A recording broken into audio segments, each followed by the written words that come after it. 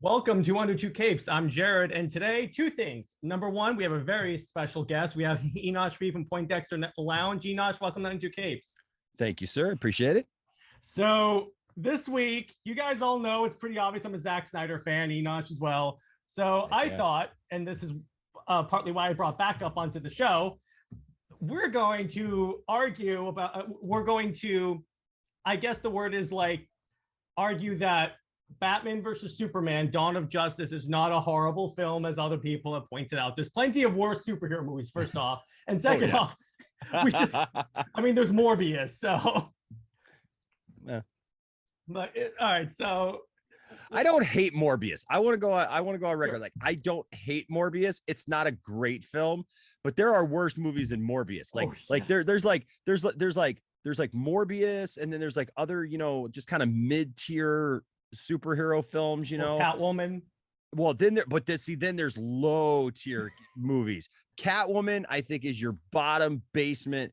Like, there is no reason this movie should exist. Who is this movie for? Nobody. Like it. That movie is not for anybody.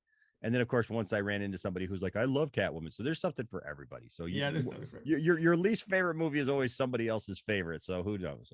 There are still some people that think the theatrical cut of Justice League is better than the Snyder cut. And I'm like, okay, I know them. Disagree with that, but I know people who are like that. I'm just like, how? But okay.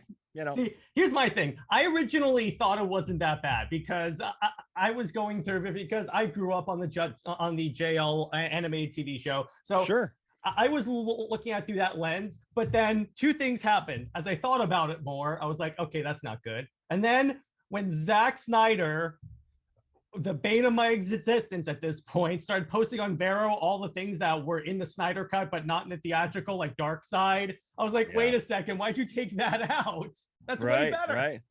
Right. No, I can relate, man. I did right behind me the night that we came home from watching Justice League. I had my kids with me. We were all excited just because we were excited to finally see our heroes on the big screen together for the first time in live action. Mm-hmm. And so like there was that initial rush, of like, oh, it's cool to see, and like when you first see something, you can dismiss certain things that you see, it's just be like, okay, that's fine. But then after that initial, joy wears off, I guess, you have that moment where you watch it a few times and then you start to dissect it more and you go, well, that wasn't good. Yeah. And this wasn't good. And oh my gosh, that wasn't good. Like, and then you start asking yourself, like, what was this? And then, like you said, like I had the same problem. Was then Zach started dropping all these hints and all these things, and I was like, wait a second, like, why didn't we get that movie? Like, why wasn't that in the film? Because we were told that it was Zach's movie. And I know this isn't about Justice League, but that's that was the thing, was like we were told this was Zach's movie, that Joss Whedon just finished it. Exactly. And I'm just like, well, then why is Zach dropping all this stuff about all these other things that were in the movie if that wasn't in the movie, and then over time you start to figure it out and you start realizing, oh, it's because that's not Zach's movie. And and so then you start going, well, no, we were robbed. Yeah. Well, let me put it this way. Zach's movies never have the type of infantile humor that a Joss Whedon movie will have. So like, let me put it this way. I've never watched a Zack Snyder movie and had a character fall into a woman's boobs. True. That was I have though watched the Zack Snyder movie in which the Joker joked about giving Batman a reach around. Which was okay. I was like, okay, but still, it's like, okay. Which is more disturbing, I think, than comical. All right, so before we get into defending Batman versus Superman, I have a list of questions I normally ask all new guests. So let's start. All right, cool. What's your favorite superhero movie? I believe Man of Steel. Oh, yes. Man of Steel. It's a Superman movie I always wanted to see. And that's a hard one for me because I grew up with Christopher Reeve, I mean, like I grew up, I was born in the late 70s. So I grew up with Christopher Reeve, and Christopher Reeve will always be very, very important to me. But Man of Steel, when I saw that movie, I literally walked out of that film thinking, wow, this is the Superman movie I always wanted to see. And so if I got to pick one, it's Man of Steel. Yeah. because it gave us Henry Cavill Superman, which I've always said he's he's my generation's Christopher Reeves, because he is Superman when you look at the guy. The dude is he looks like he stepped right out the page, and it's a powerful story to me. And look, that's a whole other movie that you can dissect, and people either love or hate, and people are divided on, they're like, oh, it's not my Superman, it's not this, that.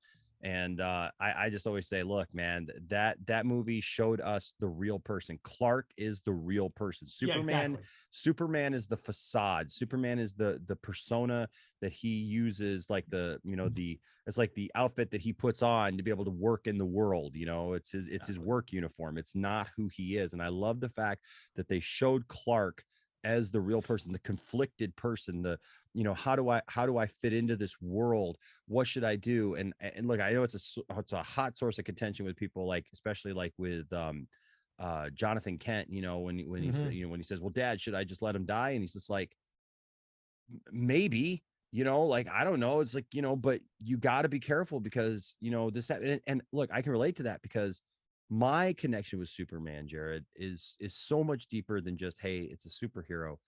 I grew up without my dad. Mm-hmm. I didn't connect with my dad until I was in my late 20s. I played catch with my dad for the first time when I was 35. And I always grew up like watching Superman, and Superman was like kind of my male role model in a lot of ways, where it was like, I looked at him as like what a man should be, always taking care of the people around him, like unconditional love, those kind of things. And now that I'm a dad and I've got 3 boys who are 16, 17, and 19, like that conversation that Jonathan Kent has with Clark is a real conversation. It's not a made up comic book conversation of like, well, no, son, never let anyone perish. You have to be the hero and all this stuff. It's like, no, that's the desperation of a dad not having all the answers, because no dad has all the answers. No parent has all the answers for their kids. And every time I hear somebody go, well, he should have just told him to, this, like, then you don't know what it's like to really be a parent and struggle with the questions that your kids have, and actually maybe, come across a question that you just don't have an answer for, that it's like, I don't know what to tell you on this. All I could tell you is please just try to make the best decisions, because I love you and I care about you. And that's what Jonathan Kent is doing in that moment. He's literally trying to look out for his son, because he doesn't want his son to suffer. But at the same time, he's struggling because he understands that his son has these powers, and he's going to do good one day, but people aren't going to understand it. And it just, man, that always gets me like right here. And then I tell people, then, my snarky answer is, well, could have been worse. It could have been Yoda, because when Luke said, should I just let my friends die? Yoda was a straight up gangster and just said, yeah. Yeah. True. If you value what they fight for, heck yeah, let them die. So, but nobody complains about that, right? No one complains about that. Everyone hails that. Probably because Zack Snyder didn't make it, but Yeah, exactly. That's the other issue with like a lot of these movies. I just think it all stems from people just don't like Zack Snyder. Yeah, people have this weird people tell you what, Zack Snyder is a weird polarizing figure in the fact that people seem to either like just like adore him and uphold him as like Jesus, the quintessential, like Messiah of movies, or for some reason they just hate him and they just loathe him, and he's just the bane of their existence. And I don't understand that, man. It's just like, dude, I love his films, I love what he does. I love his storytelling. I love his visuals. But to each their own, I guess. Yeah, exactly. And I think people don't really seem to realize that he is basing it, like I'll get into this when we get to Batman vs Superman, but he's basing it off an actual comic, Dark Knight Returns. So it's not like he's just grabbing this out of thin air. Right. That's what I love about it. Like, that's what I really don't understand, Jared, is the complaints that I hear about these movies, like Zack's DC movies. Because if you're a DC fan, you should recognize where all this stuff is from. Exactly. And it's like you said, it's not like he's like, I think the only credible argument that you could make, especially in Batman v Superman, is not like, is it comic book accurate, but maybe did he draw from maybe too many sources? That's true. did he try and fit too many storylines in one movie? And that is a valid criticism. I would think accept that one. is, and that's where I will have a valid conversation with people and say, yeah, I can see where you could make that complaint or make that argument. But in the same token, to me, it's like I can, if it's done well, to me, like I really don't care. I'll be honest with you. The first time I saw the trailer and I saw Doomsday show up, I was like, oh no. Like it's the second movie. Like, why is Doomsday, in this movie? Because I started hearing the rumors, oh, Doomsday was going to be in this, Doomsday was going to be in this, and then the trailer hit. Excuse me, the trailer hit, and I was just like, why? I was kind of confused. It's like, why is he putting Doomsday in this movie? And then when I saw it, and I know we're not there yet, but like when I saw it, I was just like, okay. But I was so glad, Jared, that he had the guts to kill Superman. I know, right? In that movie, because if you just have Doomsday show up and he doesn't kill Superman, then you've completely wasted that character, and you lost all credibility of even trying to come back to it later, and you've diminished Doomsday to just being just another character that Superman just brushes off. So I was glad that if they were going to go there, that he fully committed. Went there. So he committed. Yeah. So that's one question. Yeah, exactly. There you go. All that's right. that's just me, man. Like I talk about this stuff all day, so I get off on a tangent. So I love it. All right. So now here's a harder question: DC or Marvel? Which do you prefer? That's not a hard question at all. It's just that's DC, man. Yes, DC my man. all the way. DC, yeah, exactly. So DC for life. Exactly. See, I'm not like a Marvel hater. I like a lot of what Marvel puts out, but my problem with I like DC more because it's more consistent with like Greek myth, and I'm a big fan of that type of stuff. And the Justice League are pretty much the Greek gods. Plus the fact Marvel is just too overly humorous. Yeah, the MCU is. Yeah, I mean, like there's a lot of over the top humor in that, and sometimes some things that just don't make any sense. And that's been a big complaint of mine, like between like something like BVS, say, and Avengers, right? Like with BVS, everybody's like complaining about, like, and Man of Steel, actually, everybody's complaining about all this destruction and fallout and everything like that. And it's like, yeah, well, because things are happening, like major things are happening, and you can't always just take that to an area that, my dogs, you can't just always take that to an area that doesn't have population. That's the danger, right? That's the tension of the movie, and makes it like hit home more for me. Is like when there's that threat. I mean, the Avengers fight these aliens all throughout New York, and you don't see any of that carnage. You see a couple buildings topple, but you see the Avengers all posing and doing cool superhero stuff, but not really like on the ground nitty gritty. It's still bright and sunny, and and people are telling jokes. It's like you're in the middle of literally life and death situations. To me, like I would hearken that, and I shudder to even bring this up, but like that would be like on like, and listen, anybody listening to this who doesn't agree with me could probably say, you're being over dramatic about it, but I'm just explaining how I feel about it. Sometimes you're talking about these world changing events, right? So you're talking about in BVS, or even in Man of Steel, for example, you're talking about aliens, right? First contact, our first like knowledge that there's aliens in the world, and they're coming and they want to terraform the entire planet, literally destroy the entire planet. And to do this, they land a world engine in one of our biggest cities, and it just starts like, and then they land one on the other side of the planet, and it's just doing, trying to terraform it from the inside out. People are going to die. Yeah. Buildings crumble. There's a lot of destruction.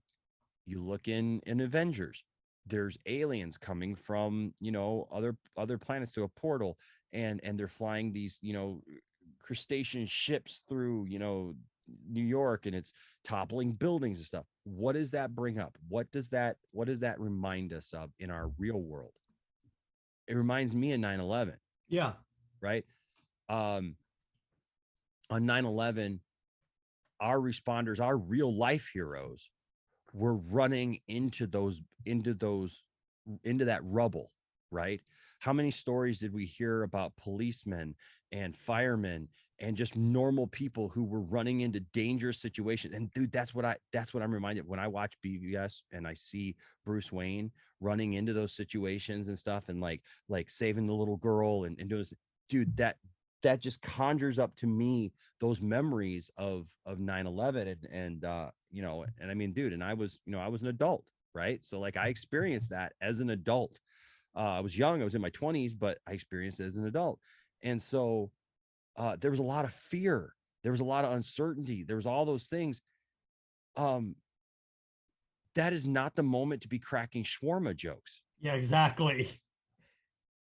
And that's my only point. I get it that you got to do something that kind of lightens the mood, right? So yeah, you can have Batman and Superman, tell a couple of things, like, oh, is she with you?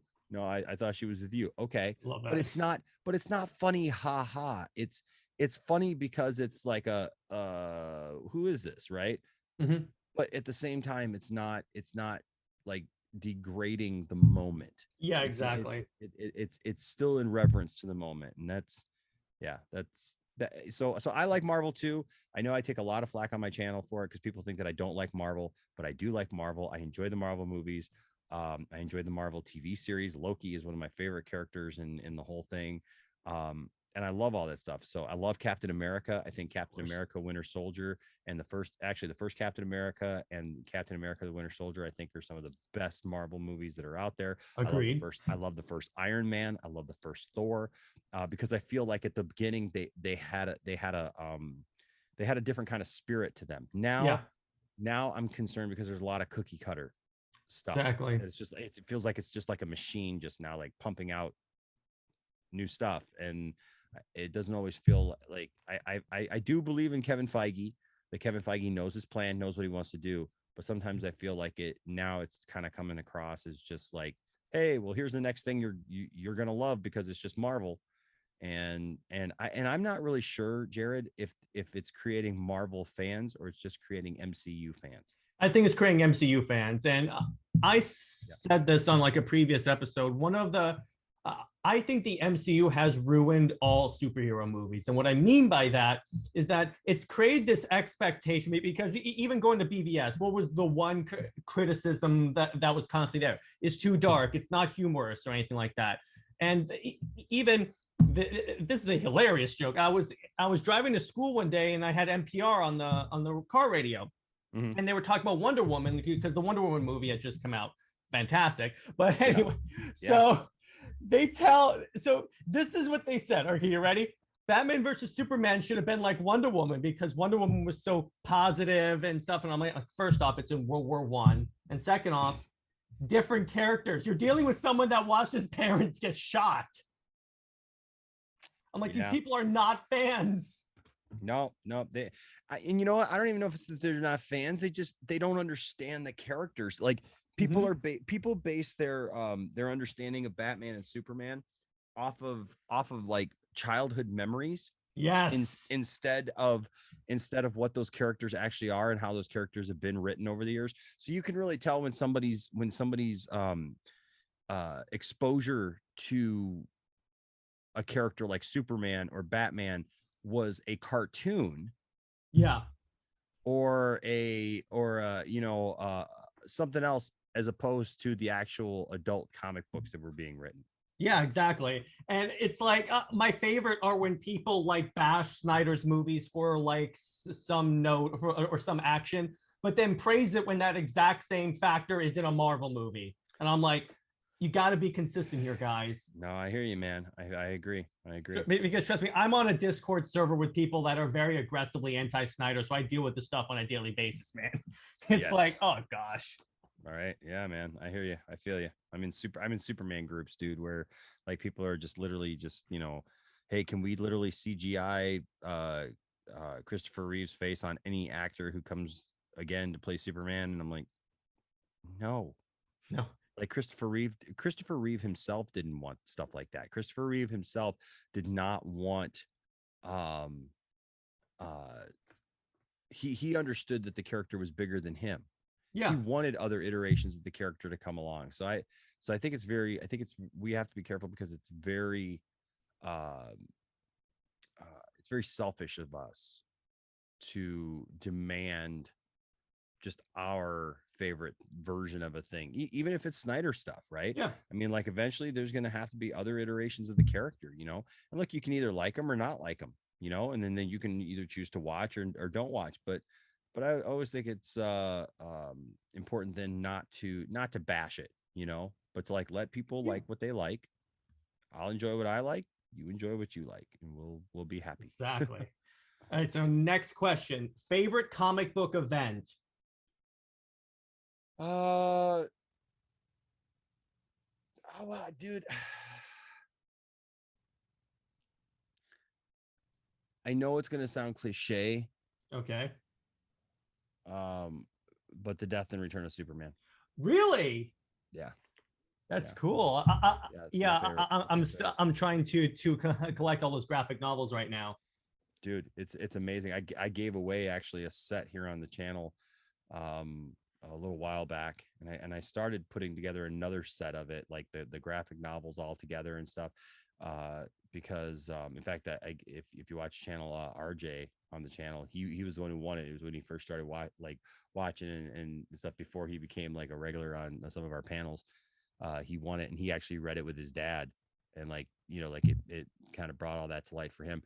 Yeah, dude, that's what got me into comic book collecting. I'd always been a Superman fan, always been a DC fan and stuff like that. But back then, like my experience was the movies, or um, or cartoons and stuff like that. Like I did have a few comics growing up, but I wasn't a collector until I was about 16. And that was when About the Death of Superman came out. I think the Death of Superman came out when I was about 15, and I didn't collect it right away. But when I was 16, one night, me and a buddy were off somewhere, and we were doing laundry. And we went over to this store, and they had the graphic novel of the Death of Superman, and I hadn't read it. And honestly, I hadn't picked up a comic and to read, as an older teen, in a long time. And so like I picked that up as $5. I bought it, and I was like, wow. I mean, I read it through cover to cover right away, and I was like, wow, this is a great story.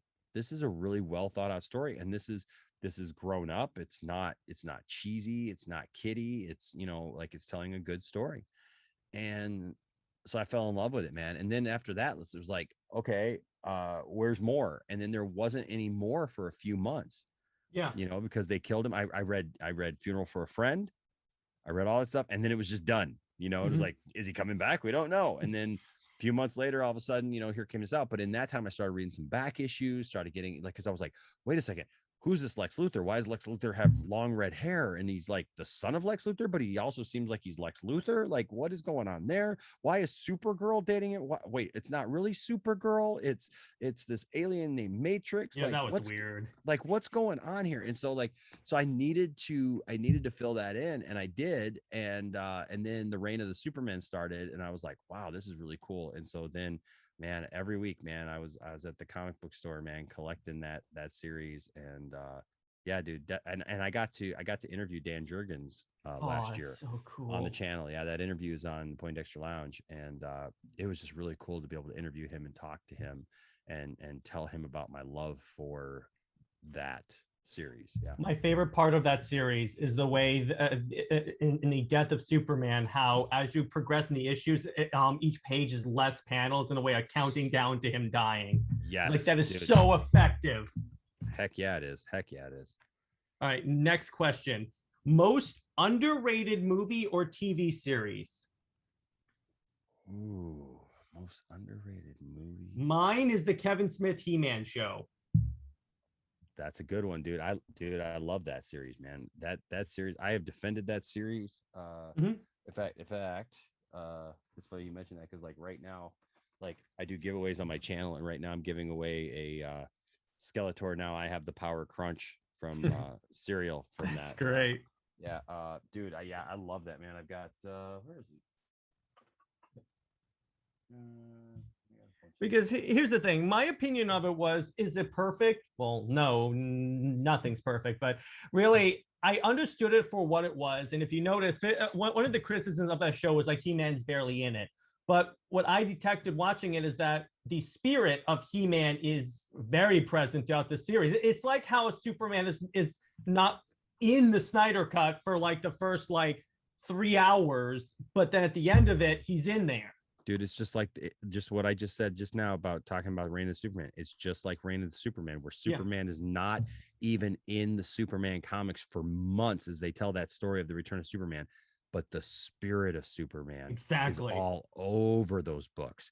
Like you learn more about Superman and what makes him tick from the people around him talking about Superman, relaying their stories about Superman, like how those things. And that's exactly the same vibes I got from Kevin Smith's Masters of the Universe series. Gosh, man, if I mean, that's a really good one. That's a really good one that I think man, that makes a huge a huge point. I think in some ways, I mean, in its age now, but and I don't know if I put it number one, but Smallville. I love Smallville. Smallville takes a lot of flack from some people. And look, I'll be the first one to admit, when I was watching it live and I was watching these things transpire, sometimes I get really, really frustrated with the show because I'm like, what the heck are we doing here? Superboy, or, Clark Kent fights every major villain of Superman's before he even puts on the costume, including Doomsday. What in the world is going on here, man? I'm like, what? But when it's all completed, I got to be honest with you. To me, it was a really nice Elseworlds story that I thought was packaged really well. I think it gave us the best Lex Luthor we've probably ever seen, hands down. But of course, he had, several seasons to be able to develop that character. And so, man, I think it also gave us one of the best. I know this is a hot take, but I think he gave us one of the best Lois Lanes ever too. I would agree on that. Yeah, I mean, people sleep on it, but I'm telling you, man, gosh, man. So it'd either be Smallville, or if I got to go movie, so I would say probably series would be Smallville. Okay. And if I have to go movie, I would probably go Batman Forever. Really? Now that is a hot take. Batman Forever is a good movie, dude. It's not Batman and Robin. It gets tossed in with Batman and Robin because Joel Schumacher and the bat nipples and all that stuff. But Val Kilmer was really good in the role. And even though Tommy Lee Jones is like way over the top as Two-Face and like not the character of Two-Face at all, and it's got way too much color. Jim Carrey, I actually like his Riddler. I think he was good. I think it's a good Riddler for what it is and for the time that it was. And the introduction of Robin, is it perfect? No, but there's also like supposedly this really long, almost like 4-hour cut or something like that of that movie that's supposed to be a lot darker and supposed to be like a lot more into Bruce's psyche, That's the Schumacher cut.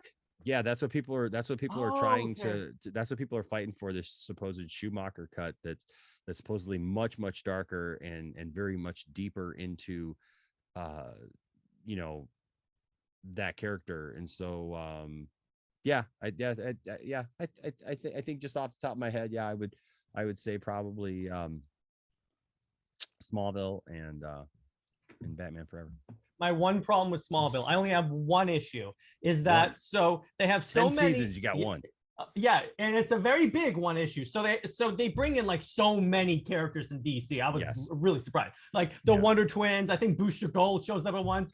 But when I'm watching it, I'm like, Batman and Wonder Woman, they're his best friends. They don't show up in the series. They have every other Justice League member.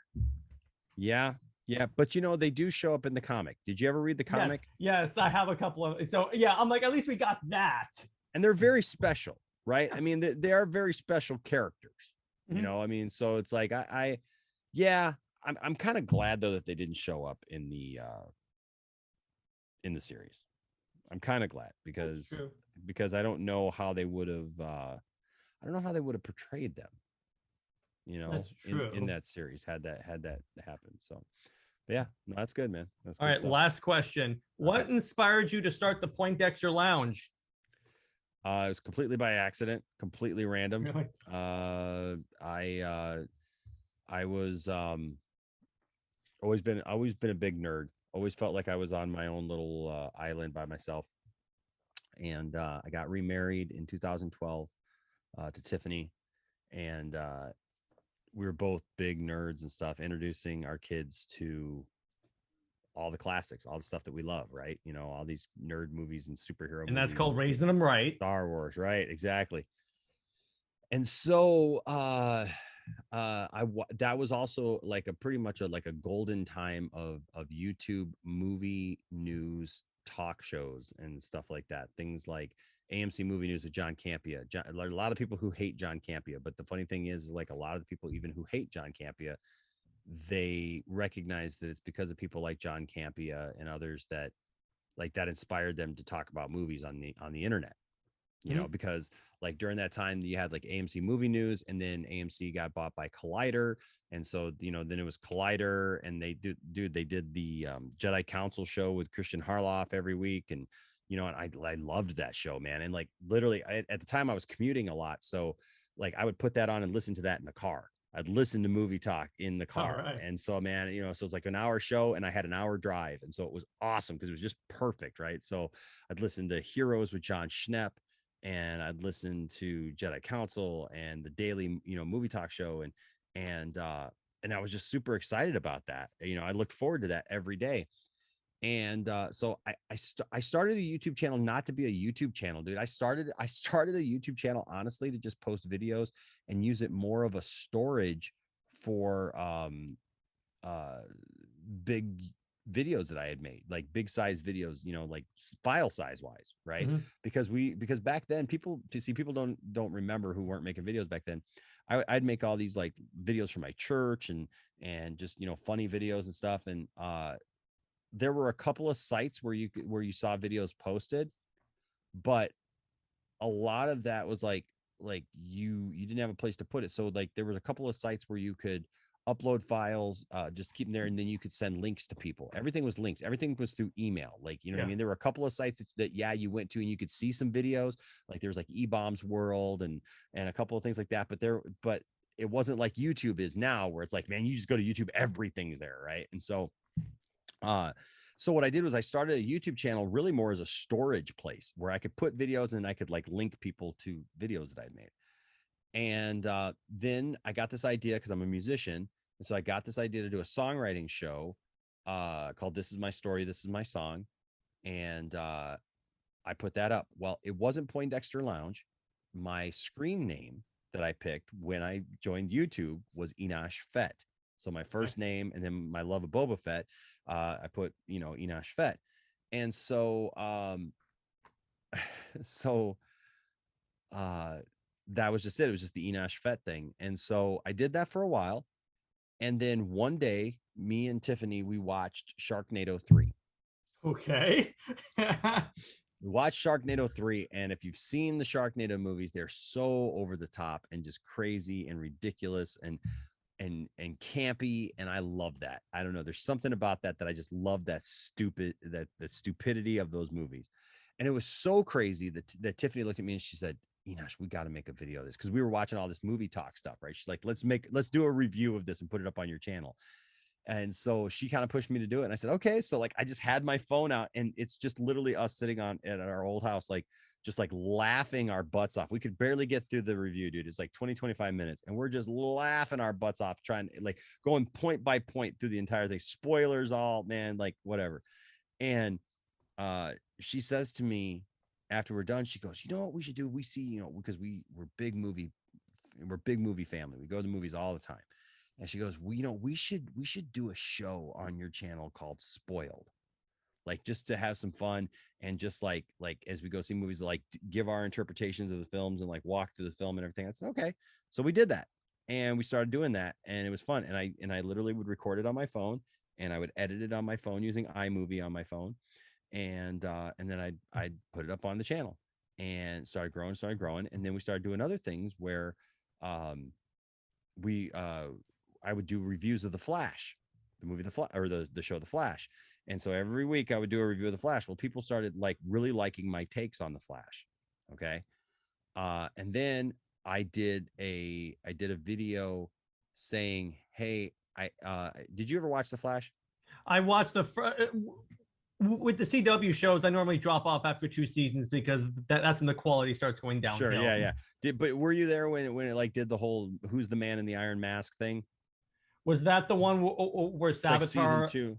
No, it was like season 2. It's like they went to it was when they first went over to Earth 2, and there was a guy in like this jail in this dungeon, and he had an iron mask on, and it was like, who is this guy? Yeah. So I did a theory video about who's the man. I know who the man in the iron mask is. I thought I figured it out.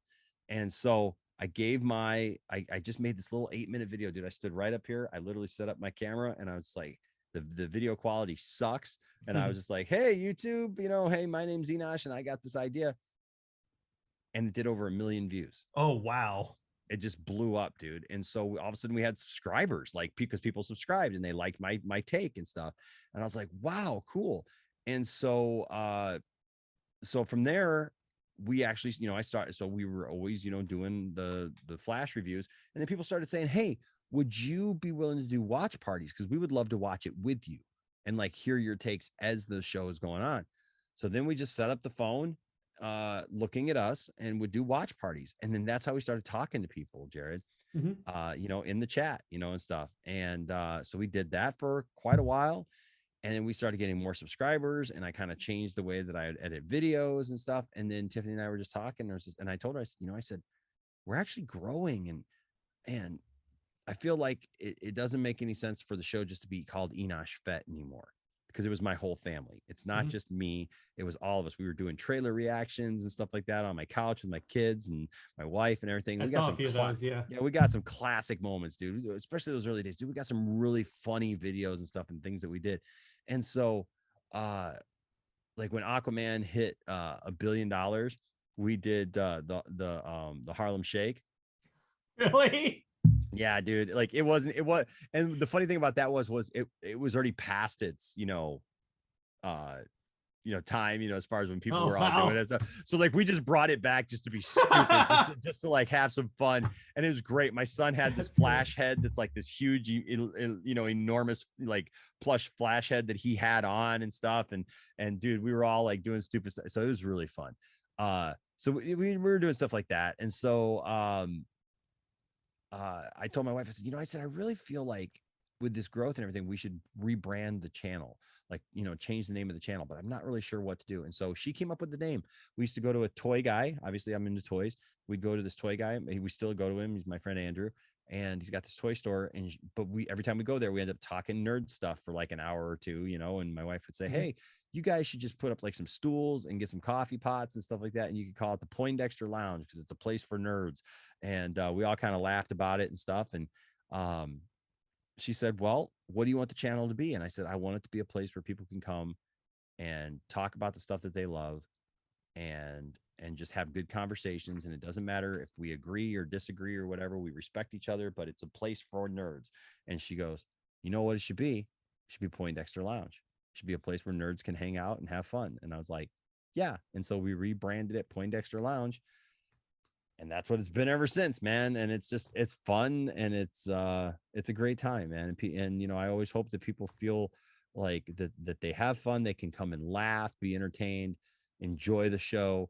And then also at the same time, maybe learn some things that maybe they didn't know before, or share their opinions and their things in the chat. The chats are great, man. The people who watch are fantastic. And just like the opinions that they have, like, even if they're not my opinions, man, it's still good. And then the people, like, I love doing call-in shows, because when I do call-in shows and people just like show up out of nowhere and they're just like, hey man, I've watched you for a long time or whatever, it's like, it's so great to talk to you. And it's like, that was a great thing through the pandemic. That's what really like pushed us even further, because that was the first time then I started out doing Zoom calls, man.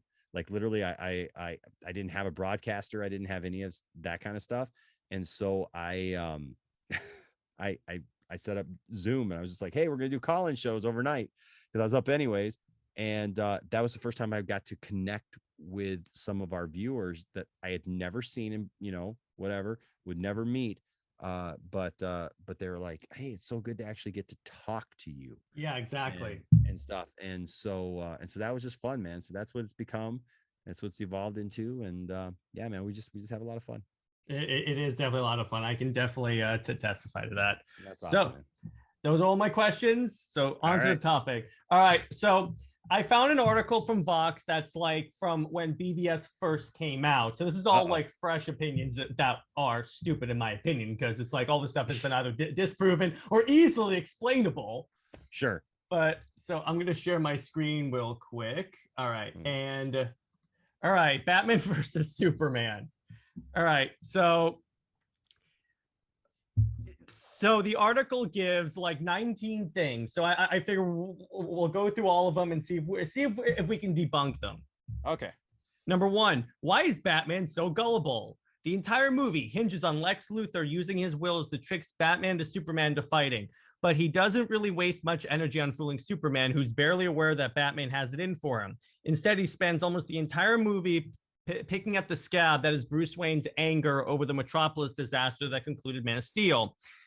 So Batman versus Superman's single idea is that Batman has decided that Superman is a problem because of the chaos that resulted at the end of the earlier film. Developing the film directly from that conflict could have given BVS the philosophical weight it so clearly aspired to, and maybe even touched on the political commentary here and there. Instead, Batman is so single-minded that he comes off like a complete idiot. Oh, that's debatable. He can't figure out that a famous criminal lord is actually a boat. He misses the obvious ways Luthor's manipulating him or just doesn't care. And he also doesn't seem particularly interested in Diana Prince beyond her attractiveness, but that's just Bruce Wayne, even though it might actually benefit him to have her as a partner. The Batman of the comics is a rich guy with lots of wonderful toys, but he's also a super genius. Okay, so my first issue with this is that the whole in this argument is, well, Batman was just blinded by hatred of Superman. Yeah.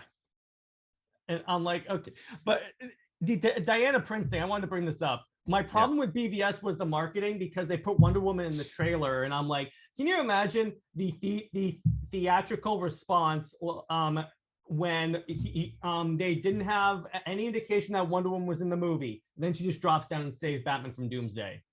Yeah. Yeah, I'm like, cool.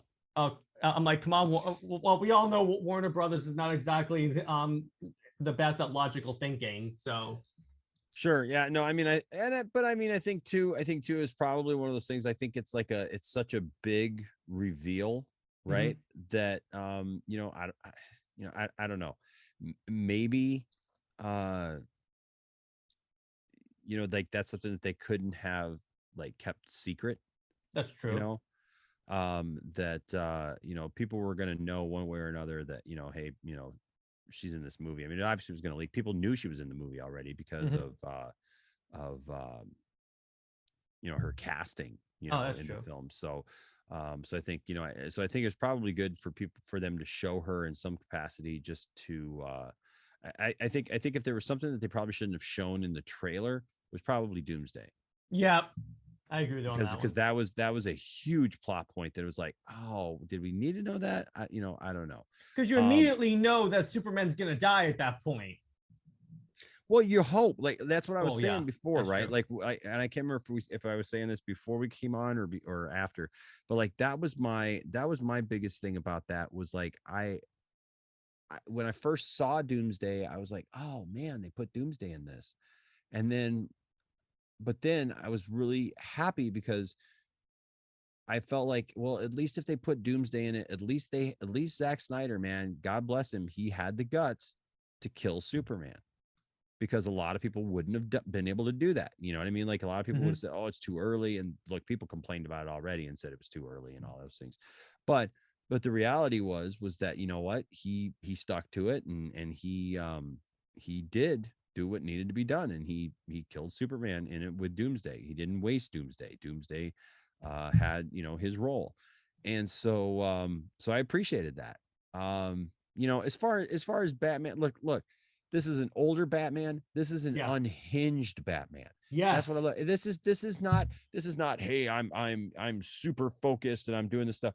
This is Batman like with a single purpose, and that is the fact that he has been the only hero really in his universe that he knows. He's been fighting crime for 20 years in Gotham City, and all of a sudden an alien shows up. With And he godlike doesn't powers. with godlike powers, and this godlike being like came like at the same time. Think about the planet's response, right? At the same time that this supposed good guy savior shows up, an entire army of similar powered people show up trying to destroy the earth and kill every last human being on the planet. Mm-hmm. Batman, yes, is singly focused on Superman because it's like he says, and I know it gets mocked, but you know what? Screw those people, because he says, absolutely, if there's a 1% chance that this guy is not for us and is against us, I've got to take him down, because who else is going to do it? Batman feels the weight of that. There is no other hero that Batman trusts or thinks, hey, can take out, Superman at this point. He's sitting there thinking, I have got to do this. I take responsibility for this. I've got to train. I've got to figure out how to do how to take this guy out. How do you take out a god? How do you kill a god in a world where it's like our world now, and it's not fanciful. It's not full of heroes. It's not full of whatever. I've got to be responsible for this. And then all of a sudden here's this mysterious lady or whatever, and she's won something, but he's not thinking, well, she's a demigod from Themyscira.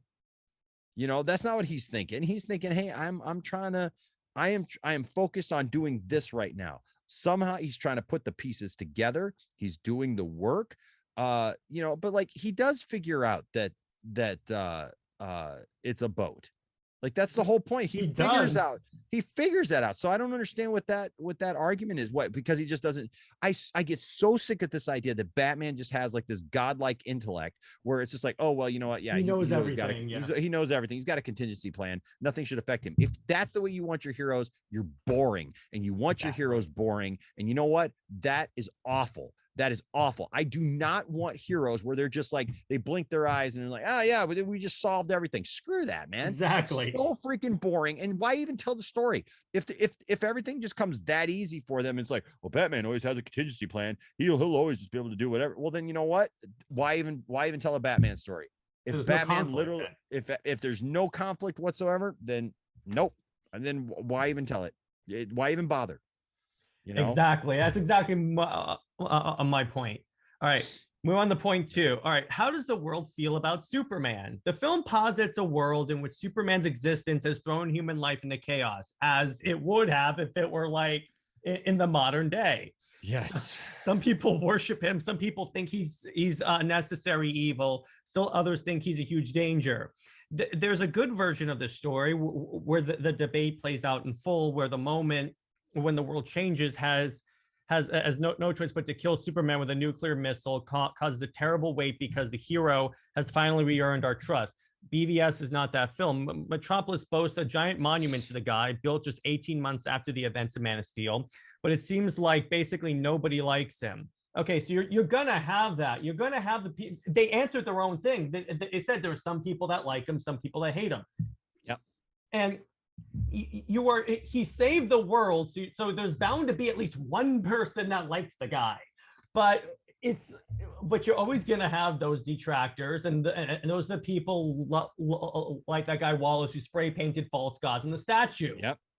That's called the real world, Jared. Exactly. That's like saying, well, hey, I really like this president. I really like this presidential guy. Boy, everybody would like this president. Look at all the things he's done. And there's literally millions of other people who are like, that president's an idiot. That president's a jerk. He did this, and it doesn't matter if it's Democrat, Republican, anything else, dude. Like seriously, like people are people and they have opinions, man. And so like if you have this being, half the world is going to be scared of him.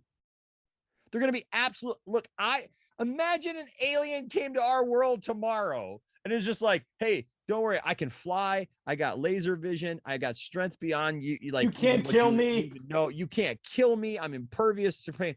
But don't worry, because I'm a good guy. Yeah, exactly. What? You're going to tell me in our world today that everybody's going to go, oh, this article, you know what it does? It presupposes that the entire world in BVS knows that Superman's just a good guy because they used to watch Super Friends. Like, Yeah. that's total Or BS. Christopher Reeves. Yeah, it's total BS, man. It's I total agree. BS. This world doesn't know who Superman is. They, like, Superman's figuring out who he is, man. So, like, no, you don't just get to say, well, he earned their trust. Well, yeah, he's trying to earn their trust. He's trying to figure out who he is in the film. That's the point of the film. And it's like, I don't understand how these supposed film reviewers don't get that. Like, Oh yeah, and okay, so this was my one problem with the Christopher Reeves movies, and once again, it's because I didn't grow up in that era. But it's like Superman shows up, and everyone automatically is cool with this guy that has God powers. That was my thing, and that's why I love these movies, because Zach's like, no, they wouldn't just all of a sudden accept it with open arms. Exactly. And like, look, you know what? There's a world where you can tell those types of stories, right? Yeah. Where like Superman is just like good for the sake of being good, right? He's just a good guy for the sake of being a good guy, and the world's just like naive and like, oh yeah, we all love Superman. It's great. He's like Santa Claus, right? You know, whatever. But dude, there's people who hate Santa Claus. Yeah. Okay, like there's people who hate, you know, like these mythical tales and all this stuff. So it's like, you're never gonna please everybody, Jared. Exactly. And so there's nothing wrong with telling a unique story that's a little bit different than the same one that you've gotten over and over and over again. Because let's remember, we've never gotten this story in live action. No, We've never gotten this story a lot, even in other mediums, except for the comics. And so why is everybody so butthurt that you get one movie? There will always be other interpretations of Superman or Batman or whatever. That's what bothers me about this the most. When people act like, well, we can only show one version of this character or one interpretation of this character for all time. And I know too many people, man, who have developed that kind of mindset. And it's sad. It really is, because there's a lot more to these characters than just that. If they still operate under that mindset, we'd still have the Adam West Batman. Because remember, we had a Batman was super campy. Everyone forgets this, but people were willing to adopt the darker Batman after, like, you had guys like Frank Miller in The Dark Knight Returns, and then Batman in 1989 changed. So characters can change. Yeah, I'm like, what? I just saw a video yesterday about the people who were complaining about Michael Keaton, for example. They hated the idea of Michael Keaton being Batman. And one guy is being interviewed by the news, and he literally says, look, I could be wrong. He says, and you could come back here to my hometown, you know, after this movie comes out, and I could tell you, like, I'll apologize and I'll say I was wrong stuff. He's like, but I doubt you're going to be making that trip back here. And I was just thinking, I wonder where that guy is now. Because 89 Batman was really good. And it's funny because a lot of people warmed up to that afterwards. So exactly. There were so many people that wanted him instead of Affleck. And I'm like, okay. Yeah, just, you know, look, I think we should always be open to new interpretations, even of the characters that we've loved and hold dear for that long. You know, I'm like, as long as the story is good. It's like going back to Kevin Smith's Masters of the Universe. That was another interpretation of that universe, or I would argue more consistently, but I at least enjoyed the story. So I was willing to, like, overlook when it sort of deviated from canon. Yeah, it's a different story. So just let them tell a different story. Like just freaking let people tell stories, man. People just don't. There's too much of this, man. And if you watch the channel for any given time, I keep talking about this, and that is the fact that for some reason we have gotten away as a society from the love of hearing new stories. Yes, we don't pay attention to the story. Our attention spans are so like off that we can't sit and listen to a story. We don't want to be told a story. We want to dictate what the story is. We literally want to go into the movie knowing ahead of time, because we read it in a comic book or we saw it in a TV show or whatever, that this is exactly how it is. That's why I have a real hot take with some people, but that's why I love The Last Jedi. That is a hot take on this channel too, but okay. That's fine. But I'll tell you right now, I will defend that movie. And I have defended that movie against people who are diehards. Like I got a friend, Scotty, who came here, and Scotty just really did not like The Last Jedi at all. And he visited here with some of our friends. We had a big Empire Strikes Back watch party, and Scotty and his lady came here from Oregon to Michigan, and they all stayed here and stuff, and we had this great time together. And we did this watch party at a theater of Empire Strikes Back, and we came back, and Scotty knows my take on The Last Jedi.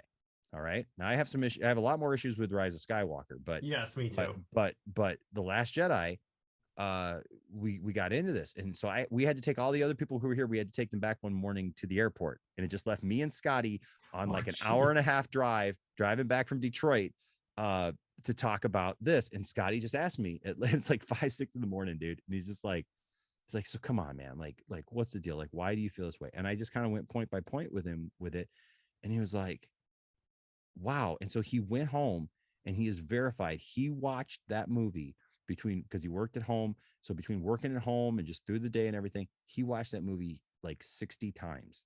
And he said, look, he says, is it my favorite Star Wars movie now? No. He says, but man, I've got a big respect for it now, because Star Wars fans, what have we always been saying? Oh, I want something different. I want something new. Show me something fresh. Show me something, whatever. Right.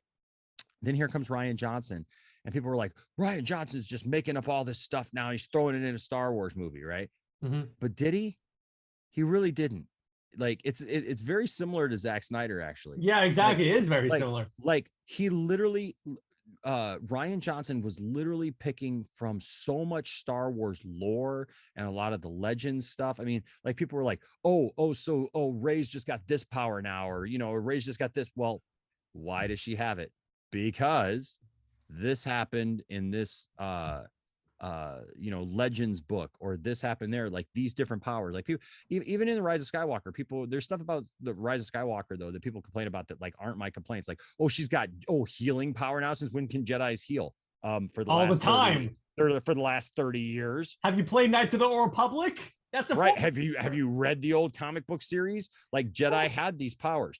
And it was funny because in Last Jedi, people are like, so now, like, why isn't Luke there at the end? Because people have to remember, it's not Luke's story. Listen, I will give people all day long that one of the travesties of the sequel trilogy is that we never see Han, Luke, and Leia on screen together at the same time. Yeah. I get that. But imagine for a second, Jared, if instead of them coming out 4, 5, 6, 1, 2, 3, those movies came out 1, 2, 3, 4, 5, 6, 7, 8, 9, right?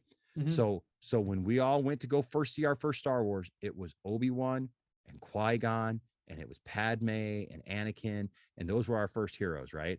Then we had to wait 16 years for 4, 5, and 6. So for A New Hope, Empire Strikes Back, and Return of the Jedi. And what happens?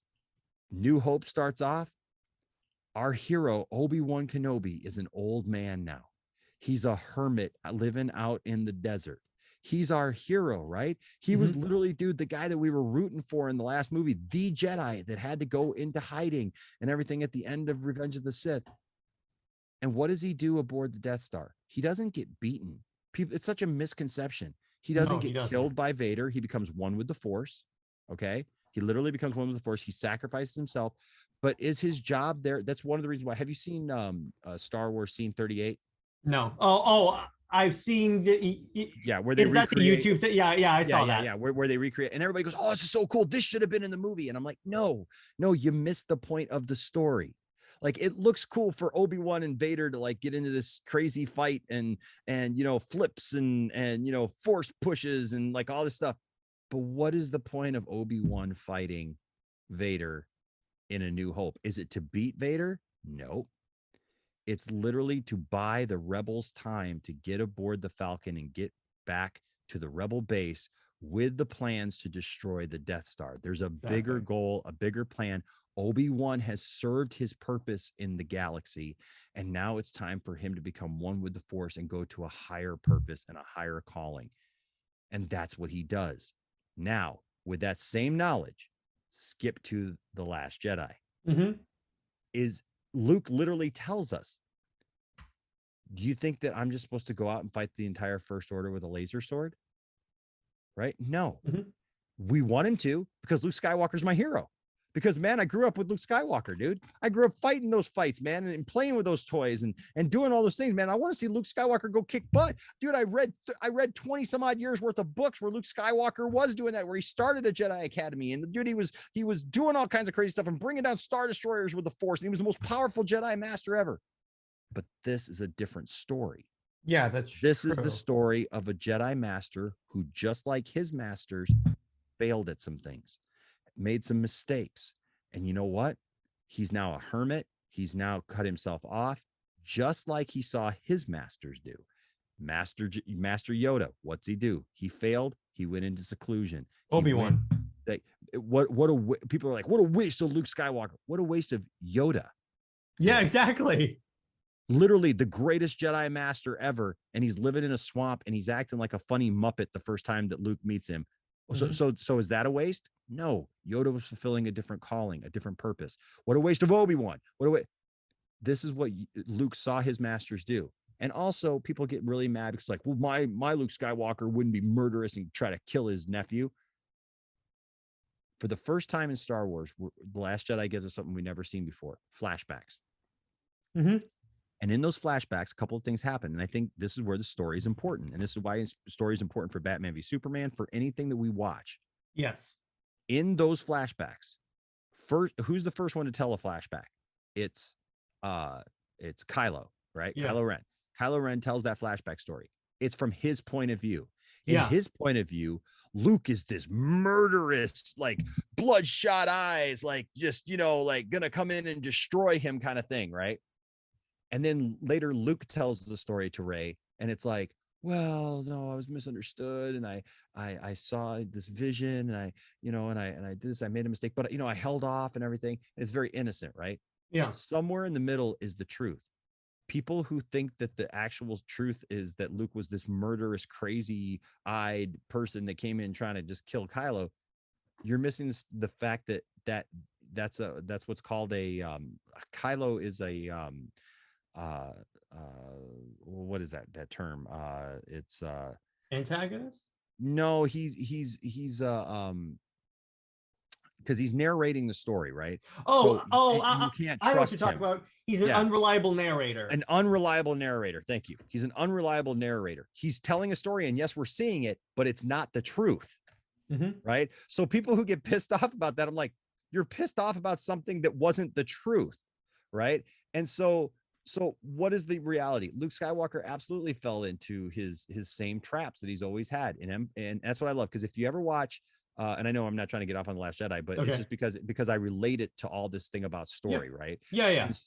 And so the thing is that like, if you have a copy of the Blu-ray set for The Last Jedi, there is a second DVD that has a documentary on it called the Director and the Jedi, or the Jedi and the Director. And it tells what's his name's story from the moment that he found out he was Johnson's story from the moment that he found out he was going to do Star Wars until the movie came out. And what's really cool is he gets into these pieces, Jared, where he talks about like when you hear other people who do Star Wars or other things, they're just like, oh yeah, well, I was thinking that Superman could do this, and I had this great idea. We were all sitting around talking, and I was like, oh, Superman should be doing this. It's like listening to like the old Kevin Smith Superman Live story, where it's like John Peters comes in, is like, he should fight a giant spider, man. Yeah. That'd be awesome. Like, well, what's the context for it? Nothing. It would just be super cool. He should fight a giant spider, and I don't want to see him wear a cape, and I don't want to see this dude fly. And it's like, so that's all ideas that people are pulling out of their butts, Jared. Like, it's not based on anything. It's just like, I think it would be cool to see. Well, would it be cool to see Luke fight the First Order? Yeah, but the thing is Ryan Johnson says things like this. Instead of saying stuff like that, he says this. So in my movie, Luke does this. And that's because in The Empire Strikes Back, Luke does this. In my movie, Obi-Wan or Yoda says this, or has this line, or does this thing. And that's because in Return of the Jedi, Yoda says this or does this. It's all like cause and effect, right? I didn't know that. Yes. And so it's amazing when you look at it. And, and it was like, when I watched it, I was like, holy crap. Yeah. Like in Empire, what is Luke's problem? He's rash. He's always trying to save everybody, right? That's like his thing. He wants to save everybody. But I learned something, because Empire Strikes Back, dude, is my favorite movie of all time, hands down. Just a movie, right? And so so when you ask me what my favorite superhero movie is, my favorite superhero movie is Man of Steel, but my favorite movie is Empire. It's a good one. And so but I realized something about Luke Skywalker in Empire. He's not the hero. He is the cause for everyone's problems. Oh, that's true. Like, he's training to be a Jedi. He all of a sudden he gets a little bit of power, and he gets this vision, right, of a city in the clouds and his friends, and he thinks they're gonna die. And he asked, we were just talking about this a few minutes ago, and he asked Yoda, he's like, I gotta go save him, I gotta go help them. And they're like, both him and Obi-Wan, or Yoda and Obi-Wan, are like, no, dude, wait, you can't do that. You got to finish your training. But no, I can't let him die. Only I can save him. I got to go save him. And they're like, listen, you got to stop. And he's like, well, and then Yoda even tries to look into it, and he's like, well, will they die? And he's like, it's unsure what the future is. The future is always moving. You can't tell. And he's like, well, should I just let him die? And he's like, yes. If you value what they fight for, you will let them die. Now, Luke makes a decision. He goes off. He flies to Bespin.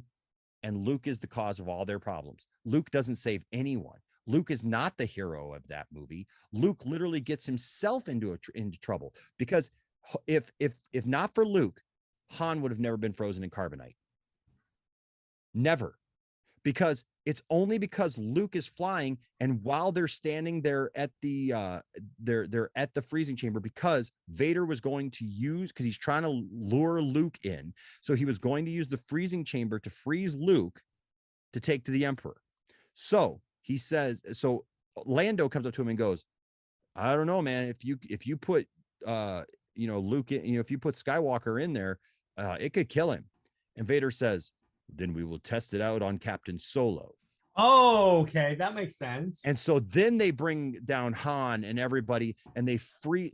Han could have died because Luke went to Bespin, because literally as they're going, they're like, there's an X-Wing fighter coming in and stuff, and it's like, that's, they know that's Luke, right? So they're pushing all that stuff.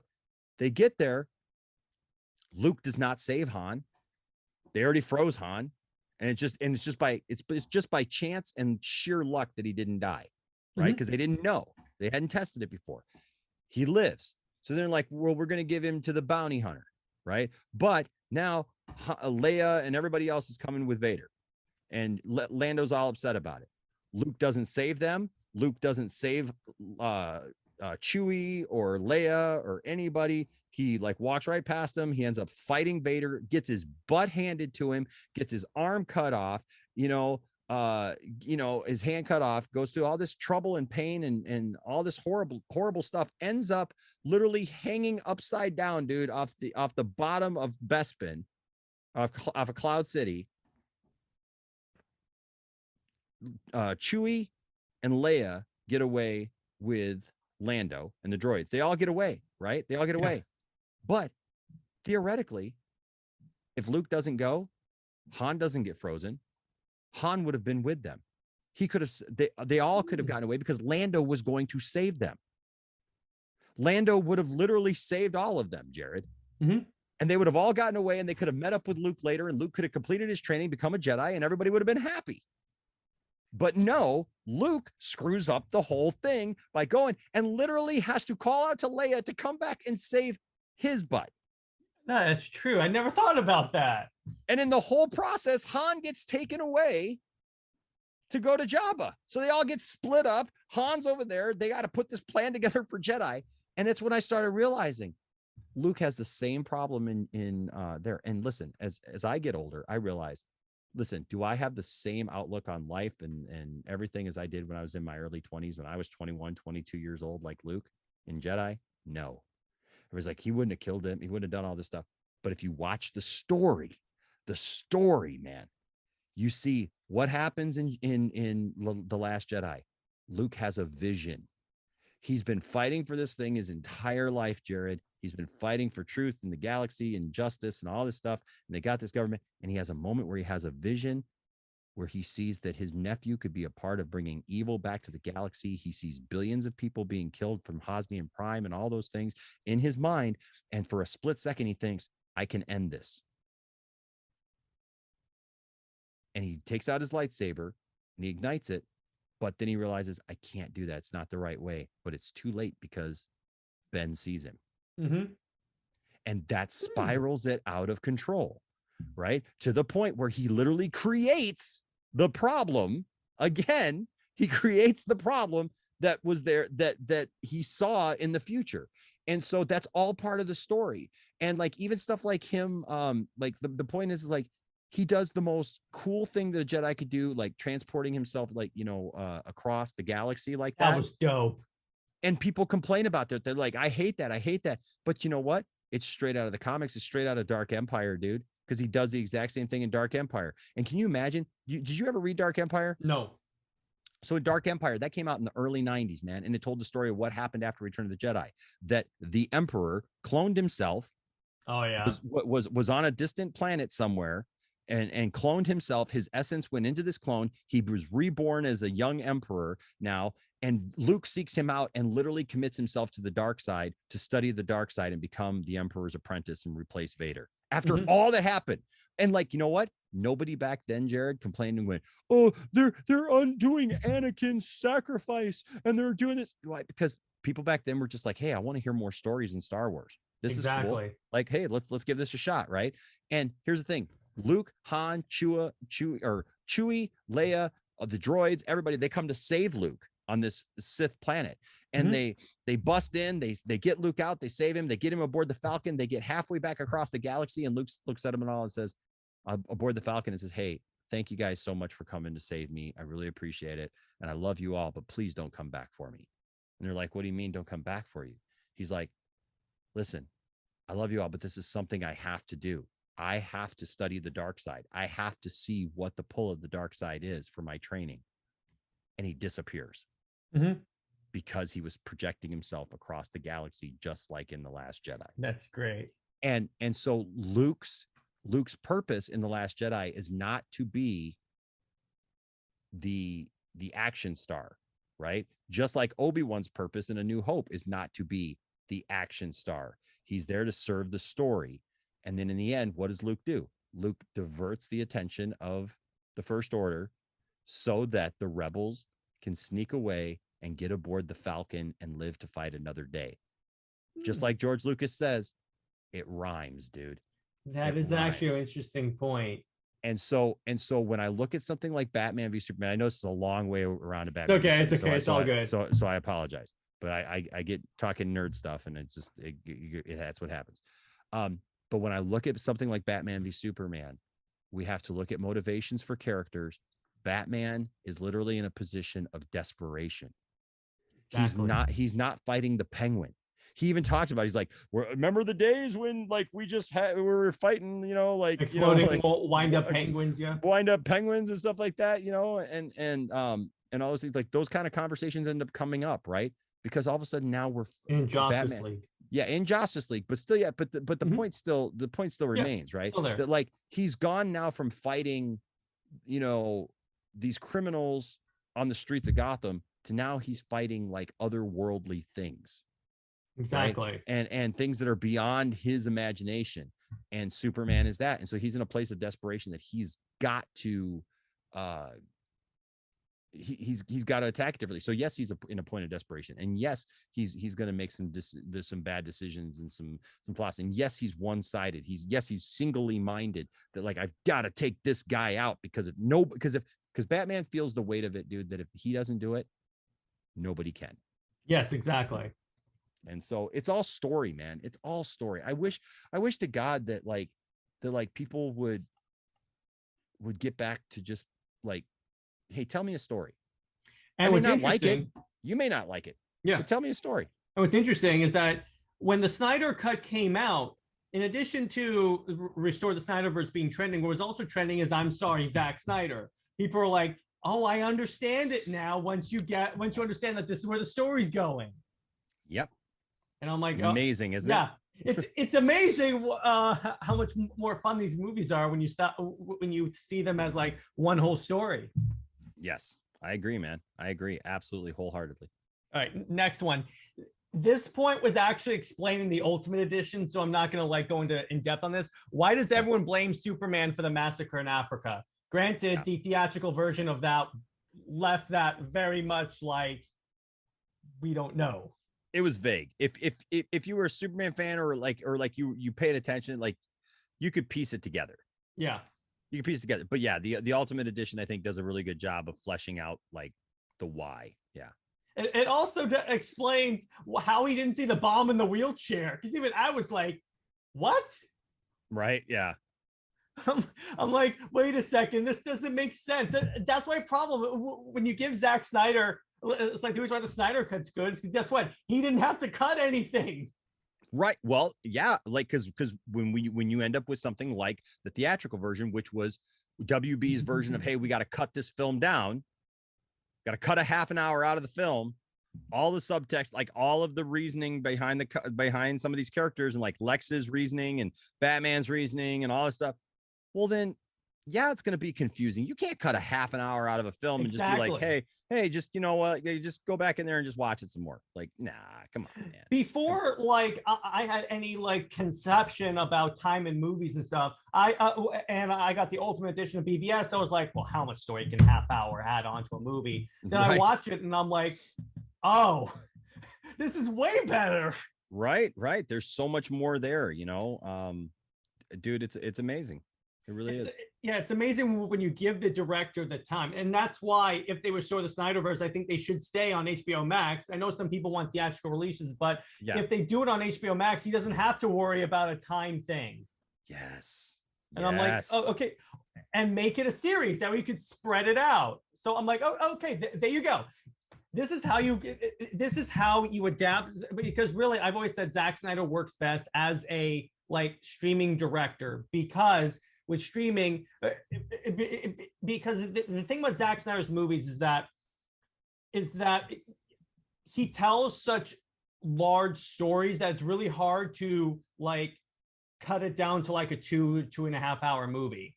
Where that's why the Snyder cut works. Yes, because you can watch the Snyder cut as like a series because it's 6 parts and you can take it in that way. I mean, or you can take it in all. You can binge it, right? You can binge it on.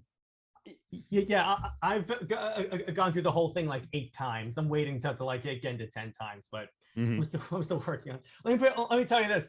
The day it came out, what was going through my head as I sat down is please don't suck. This would be a really like disappointing time if we waited 3 years for this.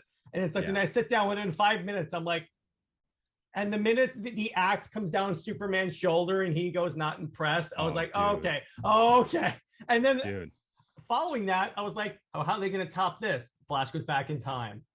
Dude, that moment right there, I'll tell you what, man, I understand why the fans like reacted like they did just this last, week or so, and we got, that was like the most cheer moment. I don't know if it's the most cheered moment, should be the most cheered moment in cinematic history.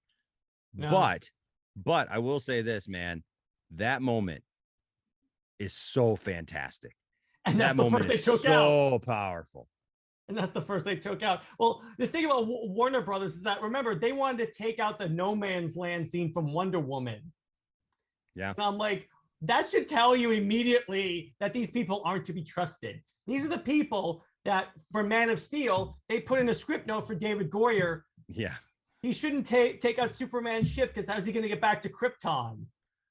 And I'm like, it blew him up in the first half hour of the movie.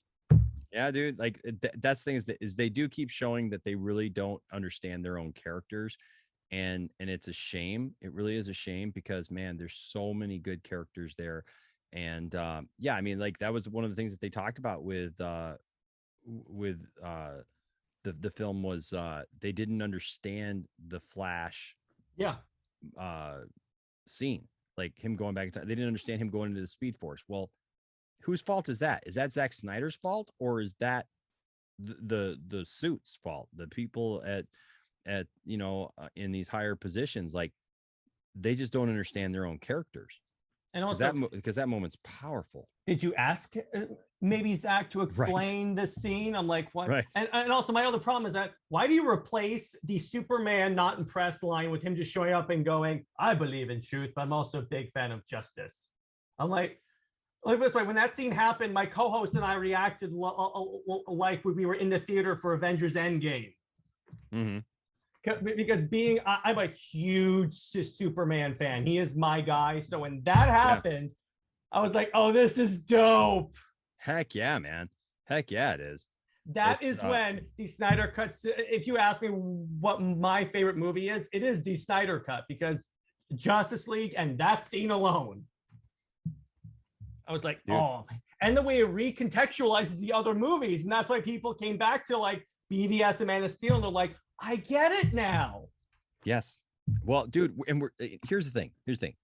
People can gripe about Batman v Superman all you want, right? Yeah.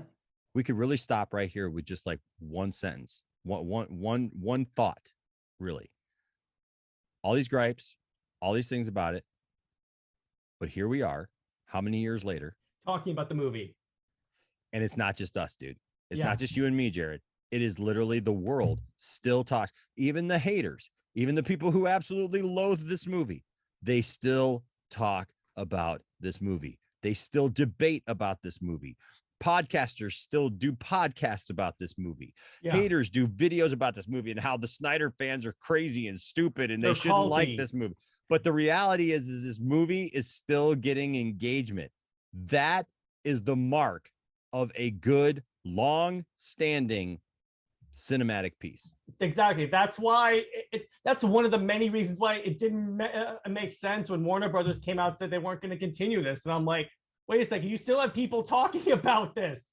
You have free marketing, dude. Free marketing. Right. It's right there. Free money, dude. Low-hanging fruit, you know? Oh, but it didn't make $1 billion. Okay, well, like you said, I like it. Package it on HBO Max, man. Package it on HBO Max and see what happens, you know? And we saw what happened and I'm like, why wouldn't I don't it was crazy. It was crazy. And then it's like it seems a lot like Zack Snyder is, at least in my like lifetime, one of the most sabotaged directors because of like Justice League and like all the times they cut stuff out of his movie and then blame it on him.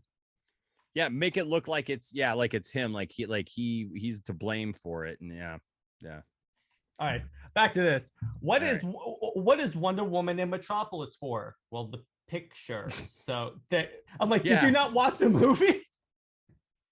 She goes, all right. She goes, she tells us this actually. She's there to retrieve a photo Lex Luthor has from her from when she was fighting World War I. But later she says she left the world of man, presumably to return to wherever she comes from in the DC universe. Okay, so I'm going to stop right there. I can answer this right now.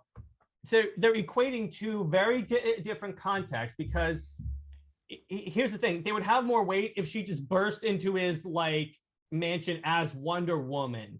But you notice she was more covert in going for the picture. She was just Diana Prince. That's how I always reconcile that line from what she said in Wonder Woman, that she's still going to be like a hero and stuff, because like she didn't, what she meant was, I walked away from being an outward hero like, say, Superman.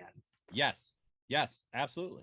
That makes, and as much as I can't stand Wonder Woman 1984, at least they put that point in the movie. Yeah. I was like, okay, I really got that.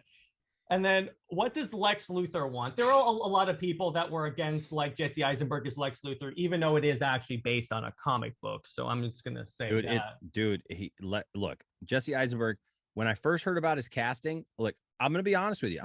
Look, if there's one thing I learned about this movie and just from other movies in the past, everybody freaks out about casting. Michael Keaton. Oh my God, you can't do Michael Keaton. Michael Keaton sucks.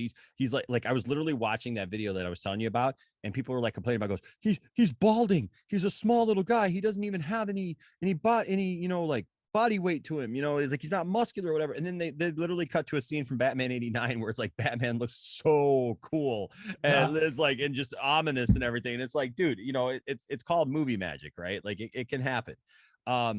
And then Heath Ledger, when Heath Ledger was cast as the Joker, I was like, no, come on, the 10 things I hate about you guy, come on, like, no, don't, Knight's Tale guy, Knight's Tale guy, dude, it's the Joker.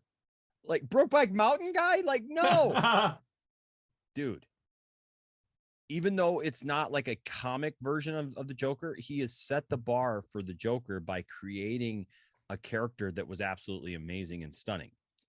And speaking of casting, we all remember the reaction when it was Ben Affleck as Batman, because we're all going off of like Daredevil. I will be honest, I was not a fan of that. I was immediately like, oh no. And then what sold me, it came at the end of the movie. It was that warehouse scene. Mm-hmm. That was basically the Batman Arkham games. And when I heard the voice changer, because that was my problem with Christian Bale's Batman, I hated the voice like, where's the trigger? Tell it to me. Yes, swear to me. And then I hear the voice throat changer. Cancer. Yeah, exactly. And I'm like, this is so much better. Yeah, no, it is, dude. I had concerns too when I heard about that. But so I've learned to not worry about that anymore. But but like again,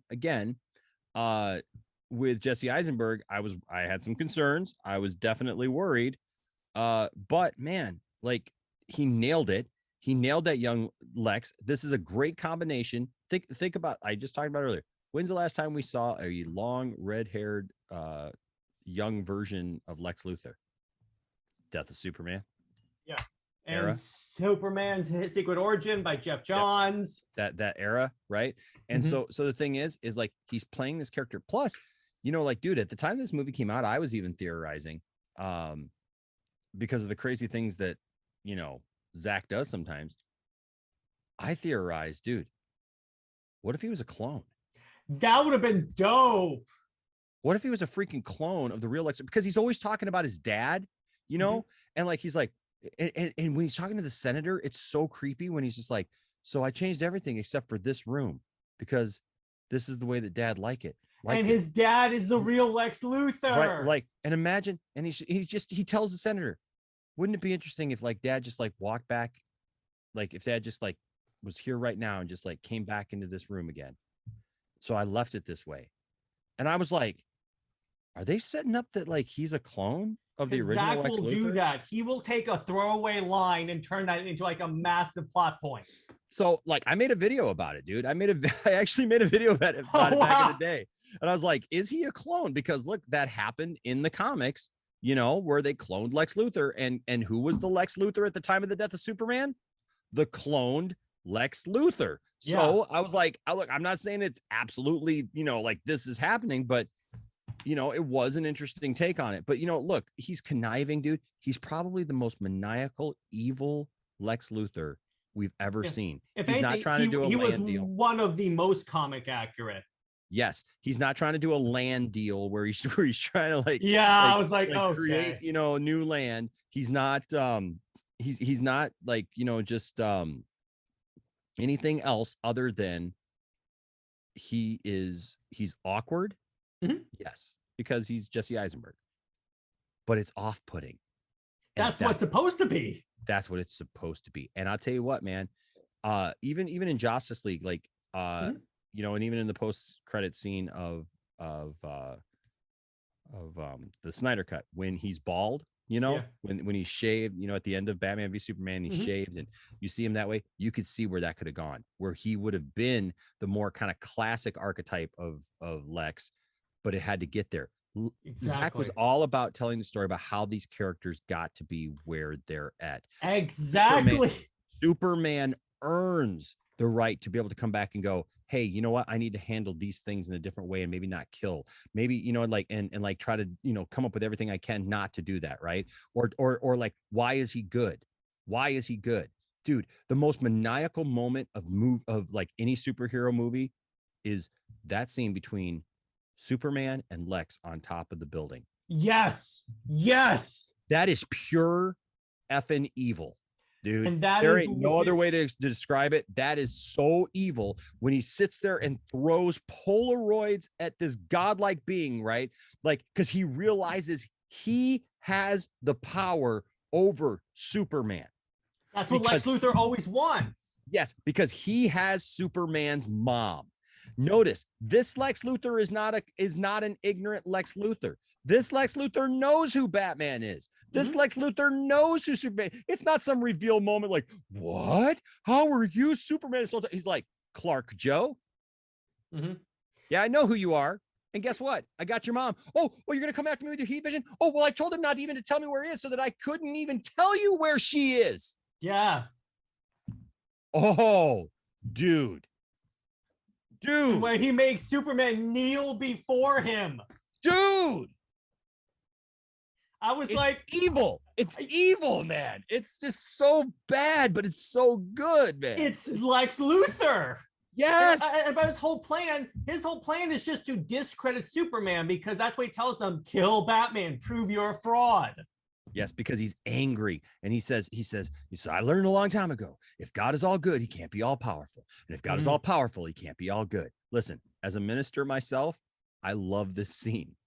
I just love this scene because it's the classic narcissistic thing that Lex Luthor would say, right? Because I, as a minister, I have an answer for that question, but it's not something that Lex would want to hear. Yeah, and that's the whole point of Superman. Superman is that archetype he's a Christ archetype, right? And so he doesn't want to hear that from Superman. He doesn't want to hear that Superman could be all good and powerful enough to help and to do the things he wants, because somebody with that much power wouldn't, right? Yeah. Somebody with that much power wouldn't be so selfless and wouldn't be all that. So, dude, yeah. Exactly. It's and it really annoys me when people do critique the movie for stuff that is answered in the movie. Yes, sir. Again, what did I say earlier? Story. Look into the story. Stop. Get your head out of your box of popcorn.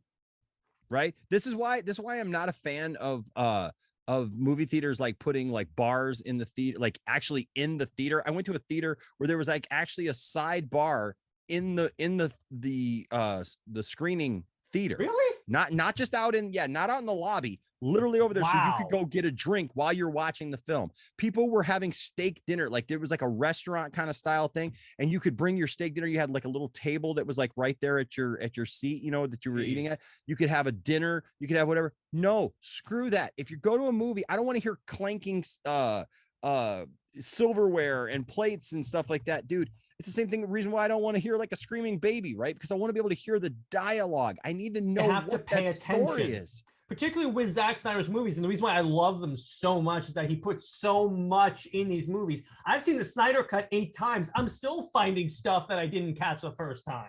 Yeah, I think I'm up to 19 times. Oh, geez. I was on the stream. So my 8th time was actually, I did a watch party for the anniversary. And someone came in there and literally said, I've watched it over 200 times. And I'm like, geez. God, is that possible? Well, this person had insomnia, so I guess that kind of explains it. But still, I'm like, I guess, but that is some dedication. That's holy cow! Wow. People look at me weird when I say 8 times. I'm like, it's a good. How many? This way, these are the same people that have their favorite movie that they watch all the time, and I'm like, yes.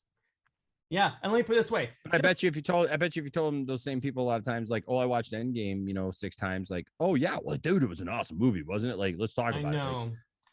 Like, and it's like, and the 8 times is not even counting how many times I've watched like all my favorite moments from all these different moments in the movie. Like Superman. I love one of my favorite scenes in the Snyder Cut, and we'll get back to you guys, is when he's walking through the Kryptonian ship and you hear his 2 fathers, and then he emerges in the black suit, and then they're all saying, "It's time, son." Again, you have to watch all the movies to build it. This is why I always tell people in that server when they're bashing Zack Snyder, I'm like, he was building to that.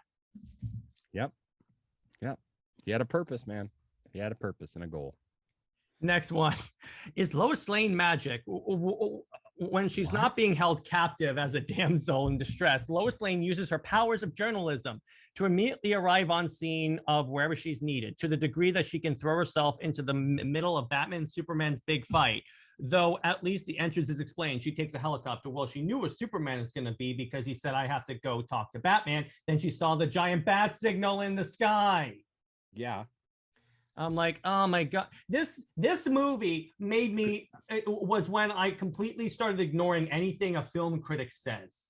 Right. Well, if she takes a helicopter there and she lands and the helicopter leaves her there, Do you not think that she's going to hear, I don't know, Superman being like tossed around inside that building? Like, I mean, if she's there, right? It's like any movie, dude. Like a lot of times some stuff is circumstantial, right? People just happen to be here at this time and see this thing or that thing or whatever. Okay, so but that's movies, dude. Like, so you just don't like movies then? Yeah, like that's because fine. because there's a lot of things you can explain away, like, oh, why were they there at that time? Like, okay, well, here's the thing. So if Luke Skywalker, for example, oh no, here's a perfect one. The entire original trilogy hinges on one moment. What was that? Another escape pod jettison. Oh, no, never mind. It's empty. You They shoot down that escape pod, and guess what? No droids. That's true. No Death Star plans. Yeah. No Luke Skywalker. Obi-Wan's still there on Tatooine. None of that stuff happens. One moment. Oh, well, what? Why is that? That's a stupid scene. Nobody says that. Nobody says that, dude. So Lois Lane, she lands. She's there. You're going to hear that fight because it's an epic fight between Superman and Batman in that building. And so you're going to hear things crashing. Batman is literally like flinging him around by a rope. And didn't like, Batman also use like sonic cannons and all that? I'm pretty sure. That's what I'm saying. Yeah. You're going to be able to zero in and like, I think the fight's happening over there. Yeah, exactly. I should probably walk over there, you know? Yeah. Yeah. Oh, you're going to love this one. Why do Clark Kent and Lois Lane love each other? And I'm like, Man of Steel, but okay. Answer the question for me, for me, using only the material found in Man of Steel and BVS Superman. Don't talk about their love story from the comics or from other Superman films. I'll wait. Oh, they're saying why that in BVS there wasn't enough of a setup as to why they love each other. Man of Steel. Why does anybody fall in love? Like literally two friends can just be sitting on a couch one night and just look at each other the right way. And all of a sudden it's like, yeah, come here. Right? I mean, like, yeah, exactly. Dude, that's the stupidest thing ever. Like, why did they fall in love? I don't know. She was like hunting him down. She literally devoted like a couple years of her life to trying to track down who this mysterious person was. Who saved her life. When she finally met him, he was like, first of all, he's Henry freaking Cavill. Yes, exactly. Like, can you blame her? Like, dude, I'm a dude, and I'm just like, dude, that guy is a hunk of meat, man. And so you're gonna like, just a woman in general is just gonna look at him and think he's attractive, but like, he literally, like, she walks and stumbles in, finds his ship. He's like, she gets impaled. He saves her. Right. He brings her back. He does all these things. Like, they have these long talks and stuff, these long discussions, and they fall in love. Yeah. Like, well, how does Lois Lane fall in love with Superman? Like, who's complaining about it in Superman the movie? Where literally she's just like, hey, can I like, oh, you saved me in the helicopter. And then she interviews him and she's just acting all doughy-eyed when Superman like comes in and, you know, she interviews him, you know, at her apartment and stuff, you know, but it's these moments where he's just, you know, she's like, what color are my underwear? Red. Well, I don't know. I don't know. Cause there's this lead here. And then he comes back and she walks away and goes, pink. And she's like, oh yeah. She walks back and it's just shy moment. And she's like, do you like pink? I like pink very much, Lois. There's just a tension there because of what they've been through and the fact that they're together and the things that are happening. These are the same people that praise this the romance. If whoever wrote this is still waiting, they're just dumb. Yeah, they're still waiting for that. These are the same people that hailed the Captain America and Peggy Carter one that was one movie and not two. Well, they'll also hail the fact that Captain America is totally selfish in Endgame and literally goes back in time and undoes everything for her family and the family that she raised and the people that like loved her and her husband and all those people and stuff like that, just to get a piece of tail because he just can't live without her and he doesn't want to be Captain America anymore, which is literally part of Captain America's freaking sacrifice. Yes. In life and his reason for being Marvel. All right. Here's a classic. But isn't it romantic, Jared? Yeah. Isn't it romantic that they get to be together and he gets to live to be an old man, taking away somebody else's love? And we explain that away with freaking like our own freaking version of time travel that, oh no, it wasn't actually that. Doesn't you work. don't actually change. Shut up. Yeah, I know. But they have a problem not understanding like why this Superman and Lois are together. Shut up. Here's one. How many of these are there? 19. Here's another one. Why does Batman decide not to kill Superman? Hence the Martha moment. Oh dear God. I've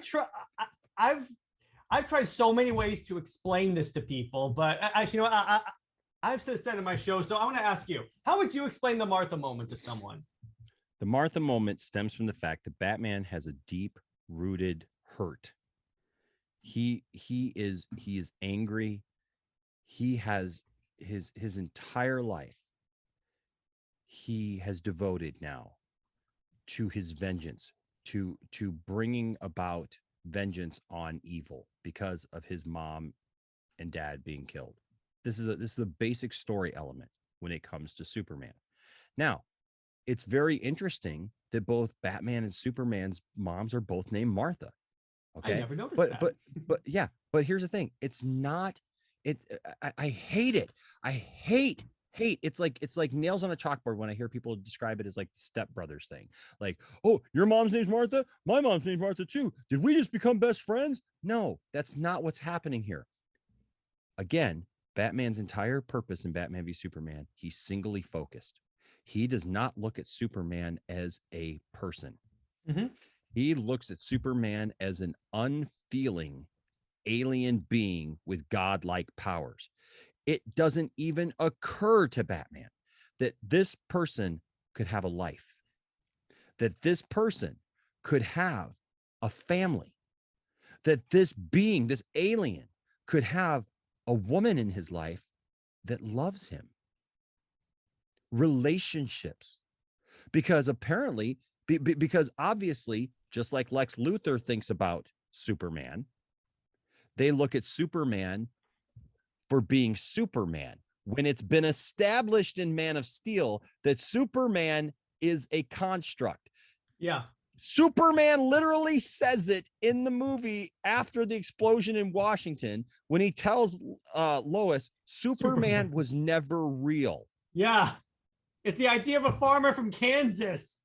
Right. It's an idea of who I could go out as, whatever. That was never real. This is me. I'm the one having to deal with the pain and the loss of how I screwed up. And I allowed, I allowed people to die. Right. Exactly. Because I was so focused, because even Superman isn't focused in sometimes. Right. And so Batman's whole purpose in being is I got to kill this guy. I got to take this guy out because, again, if there's a 1% chance that he could be evil, he could destroy all of us, Alfred. He could take us all out and we couldn't do a darn thing about it. Okay. Like we couldn't do a thing about it, Jared. So I've got to take him out, and he's super focused because he's freaking Batman. Why is he so focused? Because he's put this plan together.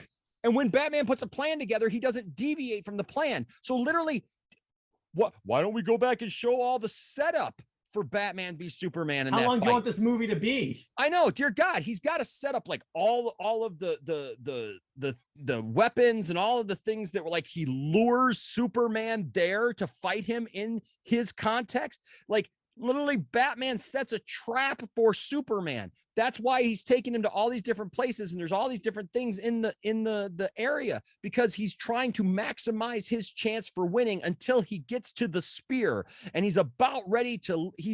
Batman wins. Yeah, he wins. I predicted that, but okay. Yeah, he gets the job done. He's literally there, ready to kill the man. He's accomplished what he set out to. He feels he is saving the freaking world. Yeah. And a woman walks in and goes, well, before that, he stands there and he's about to do that. And Clark looks at him and says, now, mind you, also, at this point, Clark knows who Bruce is. Yeah. He even says, Bruce, please don't do this. Yes, Bruce, please. He knows what Bruce has been through. Okay. He's done his history. Why? Because he is a journalist. He is a writer. He is like literally like, God, for God's sake, why are people this stupid? Yeah, I know. And I'm sorry if Zach didn't find it appropriate to show the hours of research that Clark Kent went on into the Waynes. Yeah, can we do that prequel? Like, how long is that movie? People complain about 4 hours. My God, we'd have to be here for like 5 days. Yes. Right. But so he does his research, and then he says, you're letting them kill Martha. because like Superman is weak. He is literally, you got to remember, he's getting ready to be killed. What does it take to get Superman to the point, Jared, where he's weak and depleted so much that you can kill him? Kryptonite. I know, but I mean, I'm saying, like, that's what I'm saying. What does it take to get him to that point? Like, he has literally been through the ringer at this point. Superman is at the point of being killed. He is that weak. And in his final breaths, he's saying, please, like, he's not even crying out for himself. He's not crying out for mercy for himself. His mind is still on, look, if you're going to kill me, at least save my mom. They're killing Martha. You're letting them kill Martha. And in that moment, it's not, your mom, my mom, why did you say that name? That triggers a response in Bruce. Here's the interesting thing. We talked about how with Superman, the real person is Clark, right? Yeah. And the fake facade is Superman. And with Batman, it's reversed. It's reversed. Batman is the real person because Bruce Wayne died at 8 years old. Yeah. Okay. That's the difference. So Bruce died the day that his parents died. He died inside. Yeah. And he dedicated his life, even from that young age, that he was going to become this thing, this weapon, right? So up to this point, he's been that weapon, Jared. He's been that weapon that is literally trying to save the world, trying to do the best that he can and do good until he hears his mother's name. Yes, exactly. And he hears it from this enemy, this person that he has literally looked at as being the enemy and something he must destroy. And now all of a sudden, this thing is looking back up at him saying, you're letting them kill Martha. Can you say PTSD? Yes. And it's like, also remember, and this is how I know that Zach obviously did his homework on the character. Batman's always blamed himself for the death of his parents for some reason. But then he sees this as an opportunity to make up for it. He even said, and you notice, after he helps Superman back up, he doesn't say your mom's not going to die. He says, I swear to you, Martha's not dying today. It's symbolic for him. I know. I'm like, no one understands this. Then I guess you weren't. And even I loved how Zach had a little bit of some meta commentary in the prequel to Army of the Dead when the Safecracker goes, well, with all the stuff, you have to engage with it. I'm like, yeah, you have to think through this, people. Right. And so that's the thing is, for the first time in that moment, because he goes, why did you say that name? Why did you say that name? And then Lois comes in. Yeah. And says, that's his mother's name. Oh, crap. Because now, guess who's back? Bruce. In that moment, he's not Batman, Jared. Yeah. He's Bruce Wayne again. He's that little kid again. And you can see it. And Ben Affleck does such a great job. That's why it's so wasted on some people. Because Ben Affleck does such a great job because you can see it in his brain. You can see it flooding into his head. Wait, he's got a mother. That's why I'm so happy that half of the cowl is off, so you can see his eyes too, and you can see it because Ben Affleck, I agree with you, completely sells this scene because you can see the pain in his eyes. Because also Zach is interspersing the flashback from the beginning of the movie of his parents being killed. There's a reason why that starts that movie, because it's showing this is why Batman is on this track. Yep. Exactly. And so then Lois, says that and dude, it hits him and he's like, wait a second. And then all of a sudden he realizes, hold on, who's this lady? This is Lois Lane. She loves him. This is human. It humanizes Superman in Batman's eyes right then. And it allows him to finally listen to what's actually the truth. Yeah. That Superman is who he claims to be, that he is this fight for this force for good. Right. And so it finally tears down all those barriers of being Batman. It reduces him to Bruce, and he listens. He's that kid again, and he's humble about it. And he's like, wait a second. And then that's why, like you said, then he goes, okay, we're going to do this. And Martha won't die tonight. And also, and this reminds me of another criticism that Zack Superman gets. He didn't inspire anyone. He inspired a jaded Batman that kills people. Right. I'm like, Right. if that's not inspiration, I don't know Well, what that shouldn't is. have been Batman anyways, Jared. Oh my gosh. Batman doesn't kill people. Oh, in every movie he's killed people. Okay, and in the I comics know. he's killed people. I Dude. can't stand how many times I get into this debate with people about Batman killing people. Well, he doesn't in the Batman. He doesn't kill anybody in the Batman. They don't say it, but he clearly does. If he has gauntlets that can block bullets and he's beating the crap out of people into the concrete, yeah, he's killing them. Hey, dude, it's worse than the Batman, dude. I tease all my friends because I liked the Batman, but I loved it. It was great. But I tease all my friends because I've got like a bunch of fundamental issues with the Batman. One of them being like, I don't care if it's year 1, year 2, year 20. Common sense tells you you're a hero. This guy, the Penguin's getting away in what, a Buick? Like, you know that the Penguin, you know where the Penguin works. You know where he's going to come back. You can stalk that out. You can find him. You're a detective. You don't have to have that Batman. You don't have to drive 100 miles per hour in the rain at the opposite direction of oncoming traffic on the expressway, like literally bumping into cars, throwing them off of the express. So like, can you imagine driving home, Jared, and all of a sudden here comes the freaking Batmobile, like the opposite way, and like you're crashing into stuff and barriers and everything else. Like, dude, that's all Batman's fault, because people are like, well, no, it was the Penguin's fault. Is it? Because you know what? The Penguin, he doesn't try to run if Batman's not chasing him. It's just like a police officer. If there's a high speed chase that's going to put people in danger, they don't do it. They're trained to back off, right? Yeah. They're trained to back off. And so the thing is that because if they don't and they cause that death, they're responsible. Mm-hmm. Batman is definitely responsible for the death of that trucker. I had somebody joking to me. They're like, no, the trucker jumped out at the last minute. No, bullcrap. That all happens in the space of like a half a second. The thing jackknifes, the Batmobile jumps, and then also let's not forget the genius line from Christian Bale's Batman. I won't kill you, but I don't have to save you. You're still killing him. You're still killing him, man. Yeah. Like, so what? It's revisionist history, man. It's you know what I mean? Michael Keaton's Batman kills everybody. So he dropped a grenade in someone's pants and smiles about it. Dude. And smiles about it. He watched someone fall down a building. Lights people on fire with the engines of the Batmobile.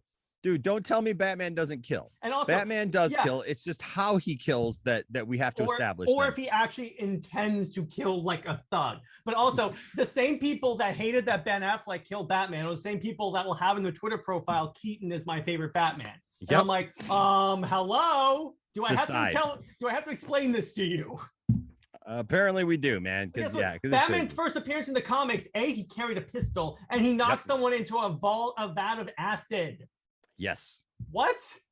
Dude, it's insane. It really is insane. But but it is what it is. But yeah, dude, that moment, that's why Batman doesn't kill Superman, because he connects with him and he understands. Finally, that's what the whole movie, like literally builds up to, is finally Batman breaks down and is like, oh, okay, I get it.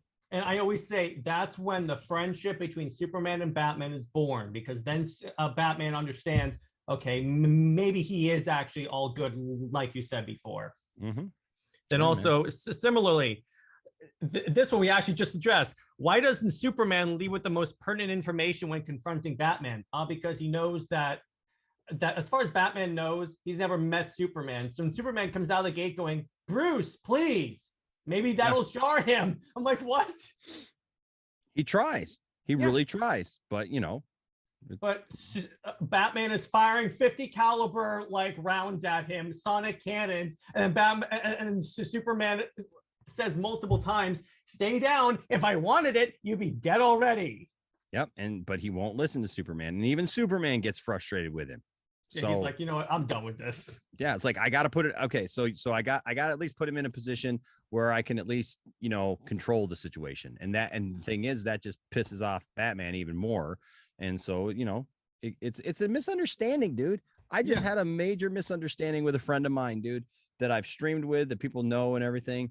And literally yesterday, it took me getting into like this fight and like yelling and screaming to like finally get through to them. Mm-hmm. It's not usually how I handle things, but the thing is because it's not usually how I handle it, I think it actually like got the attention, Mhm. right? Like it finally like got a couple people's attention. Like, oh, Enosh is really serious about this. Similarly here, Yeah, exactly. Even more similarly, what is Batman's plan for getting Superman to fight him? Well, his plan is to count that Superman will look at like the branding and all that and decide, okay, I have to take this guy down, because that's what happens in the movie. Yeah, that's pretty self-explanatory. If Batman knows so much about Lex Luthor's shady smuggling deals, why doesn't he suspect Luthor's true intentions? And this gets down to the, why doesn't Batman know everything? Because he's not omnipotent. He's Batman is flawed. So yeah. Why is everything in this movie at least 2 story beats too complicated? Well, are you telling me you actually have to think to understand the movie? Yeah, unfortunately, right? Which again, getting back to what you said earlier about the MCU, that's another reason why the MCU has kind of ruined superhero movies, because because to a degree they're mindless movies. You don't really have to think that hard to understand what happens in like Ant-Man. Yeah, this one, I love Ant-Man. I love Ant-Man. Ant-Man's fun. Ant-Man's actually one of my favorite. Ant-Man is what is my son's like favorite MCU movie. Mm-hmm. And I love Ant-Man. I think Ant-Man's fun. I love Paul Rudd, right? Oh, Paul Rudd. But the fantastic. but the thing is that the go-to movie that I go to, like when I want to like get to it, like an in-depth, like real, like just banger that's, you know, that makes me think, no. Oh, setting aside, this one's going to be really rich. Setting aside Batman versus Superman's lousy treatment of its women characters, I'm like, wait a second. Wonder Woman shows up like a badass and saves Batman. What? These are the same people. I love when people try and accuse Zack Snyder of being a sexist, and I'm like, have you seen his movies? Wow. Jeez. Have you seen the Amazons in Zack Snyder's Justice League? There are some people I love the people that for some reason think Zack Snyder's a fascist, and I'm like, based on what facts? Dude, it's like people who come to my channel, like, listen, Zach is really good at telling good stories that like encompass a lot of different ideas from a lot of different places. You know, like one of the things that I think is funny, dude, is like, it's the internet, dude. It's the internet. The internet is so jaded. And we live in a time like where everybody's like they got all these opinions, right? And they, you know what people hate? They hate when they have to think about who you are as a person. Because dude, I have people come to my channel. You know, like I don't get into a lot of political discussions at the Poindexter Lounge, because I just think that, which like, I love. I think that there are channels for that. There's a time for that like if we want to talk about, you know, politics in our personal life, but like we're not there to do that, right? We're there to like have fun and talk nerd stuff. But it's funny because like people always try to relate things to political things and stuff, you know, and I've explained where I kind of stand, like that, like I've grown up a conservative, but I'm a centrist. I'm more in the middle than anything. I'm not right wing. I'm not left wing. I look at every situation. And what's a testament to this is I've had people within streams, dude, come and like not like a take that I have on something and try to call, like I've literally had people go, well, you're a leftist, you're an SJW loving, you know, this and that, and, you know, and call me, you know, bleeding heart liberal, right? And then literally in the same freaking stream, I've had people go, you're a freaking right-wing Trump supporter, blah, blah, blah. And I'm just like, you guys don't have a clue as to who I am, do you? You guys can't decide like one way or the other, can't you? Like who I am. And you know why that is, Jared? Why? Because I judge everything by what it is. I don't go by just like one group's opinion or one like mindset. I literally make my own mind up based on my own values, my own thoughts about something, not basically what I'm told to think by one party or another, or one group or another, or whatever. Exactly. What I love about Zach is you know what I love most? What? I love movies and TV shows that present ideas to us and allow the audience to be smart enough to make its own decisions. And that's what Zach's movies definitely do, because and that's another reason why I love them so much, because I feel like a lot of media nowadays is too much like you have to think this way, or it's too beating you over the head with a sledgehammer, as I call it. But Zach has been very vocal in saying, listen, if you want to take a political thing from it on either side, fine. That's not my intention. I'm just making good movies. But if you want to take a political, there were some people in Army of the Dead that wanted to take the wall thing as like a statement on Trump's wall. But even he's like, that's fine. I don't care. That's not what I was in. If that's what you need, bro, then you do that. Like, you know what I mean? Like, it's that. Yeah, it's funny. It's like that's why I love Zack Snyder's movies so much, because they're getting back to a time when the media used to be less polarized and political. Yeah. Even though he still comments, what Zack does great is he comments on the way the world is now without taking a side. Yeah. And I think that's I mean, look, there are always there are some films that like obviously present things like from a certain point of view, right? And there's nothing wrong with that. There's nothing wrong with that. But like, I don't necessarily need that in all of my movies and all the media. Sometimes I need a movie to let me decide how I feel about these, to like literally bring up hard questions, Jared. Yeah. That make me even question my own values, right? Yeah. But like, wow, how would I deal with this? Like, just like the position of Superman in the world, right? How would I actually deal with that? How would I actually think, like, would I actually give Superman a chance? Yeah, exactly. Or would I too be angry and say, I've got to like react, right? And that's the thing, is like it is a commentary on our society of the fact that we react and overreact to everything. And you notice in BVS, who's the group that Zack keeps interplaying on the narrative that Superman might be bad? The media. Mm-hmm. So I'm like, which Superman's a part of. Which he's a part of. Yeah, right? Exactly. So yeah, he gets into. But okay, so the next point is explained in the Ultimate Edition. The why isn't Superman here, the bomb in the wheelchair, and this also gets onto the point where oftentimes they take out the important parts of a movie in order to get it down to a runtime. Yeah. By the way, my favorite behind the scenes thing about this movie is that it wasn't supposed to be called Batman versus Superman. It was supposed to be called like something like Dawn of the Justice League. And I'm like, oh, okay, that would have been way better. Because even people are like, why is it called BVS? I'm like, geez. How is the Daily Planet a functioning business? No one likes it when journalists complain about fictional depictions of journalism, but this is a particularly egregious one. Perry White has no interest in the story about Batman. He's got Clark covering football, but also attending society parties. Maybe that's not Clark's job. And maybe he's not the journalist that covers that area, because I know enough about journalism to know that you have different reporters who do different things. Yeah. How does the Kryptonian ship just decide Lex Luthor will be its new master? Okay, this is how I know the person did not answer this movie, because they answer it. Remember when Lex Luthor takes a kryptonite scalpel, cuts off Zod's fingertips and makes it thinks it's Zod. Yes. I'm like, you didn't watch the movie. He's got That's not even the Ultimate Edition. He's got the fingertips. He's got the blood. He mixes it. Oh dear God. That's not even the Ultimate Edition. That's why it's so egregious. Yeah, that's hoping right there. Why does Superman die? Okay, he dies for many reasons, but this is, again, you didn't watch the movie. He dies.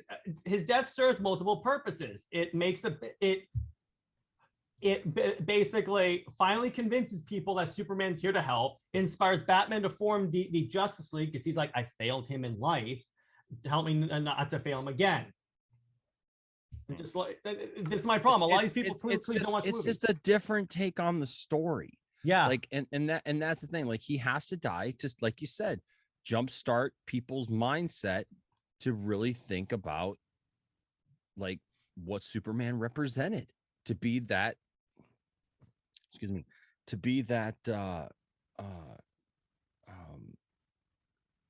that change for hope. Yeah. So. And also remember, there's that Bible verse, no greater love has this, when someone lays down his life for his friends. And exactly that convinces people that you know what, here's how you know Superman's good. He gave his life for us. Because if he hadn't done that, if Doomsday had beaten the Trinity, that's it, we're done. Boy, that dude, right? Like, and look, I understand that won't resonate with some people. Yeah.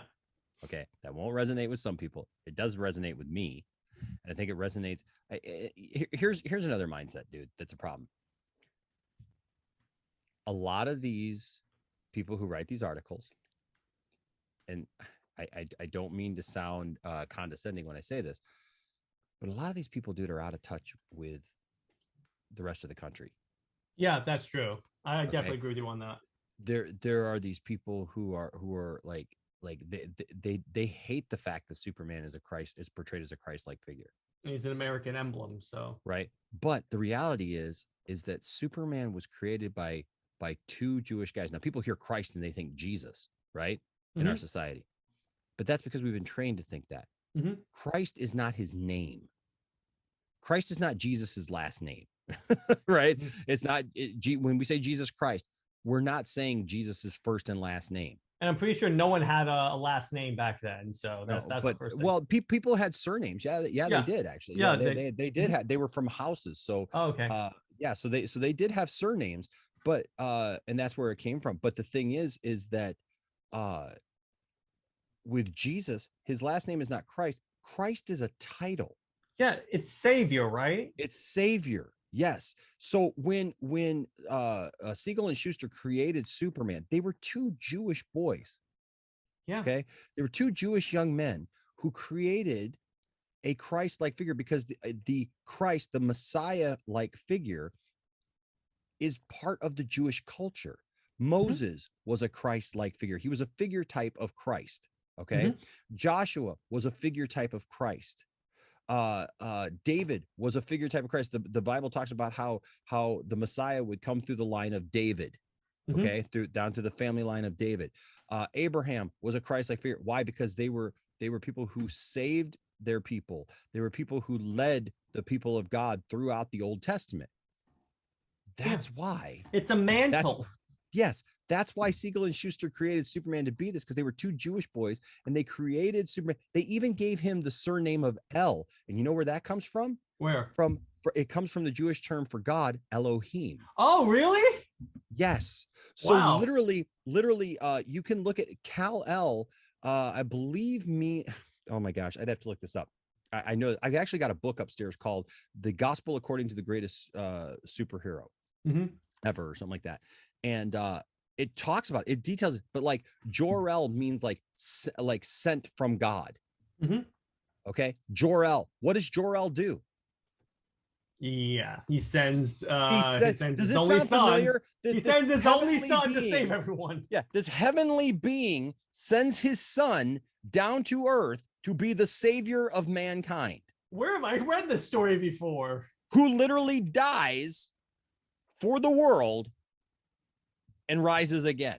Even in Man of Steel, he assumes the T-pose multiple times. Right.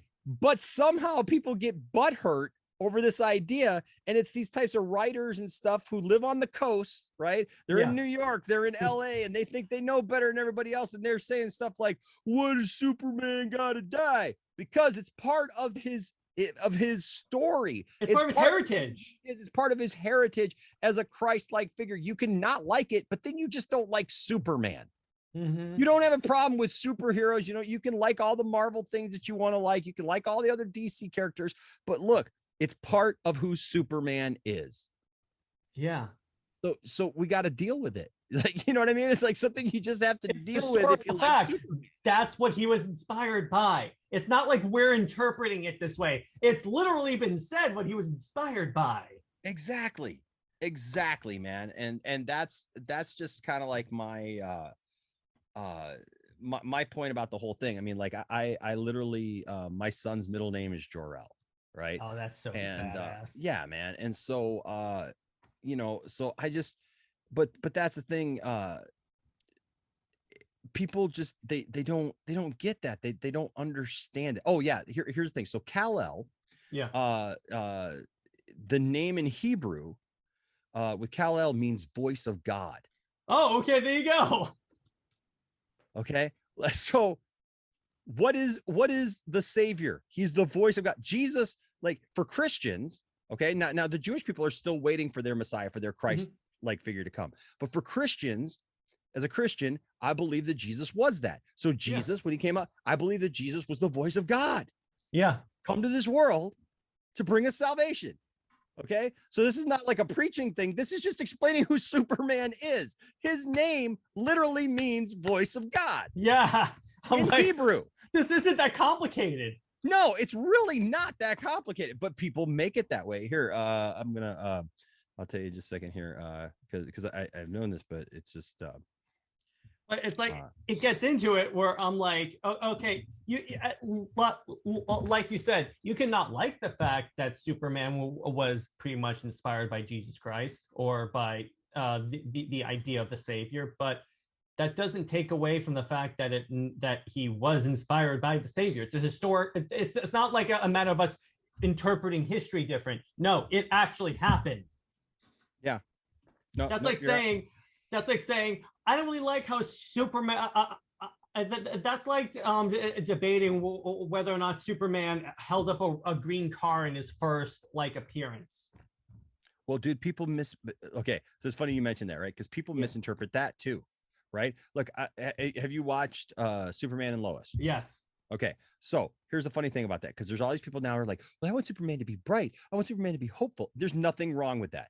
Yeah. But here's the thing. People miss the original intention of Superman. In Action Comics #1, Superman is beating up wife beaters. Yeah.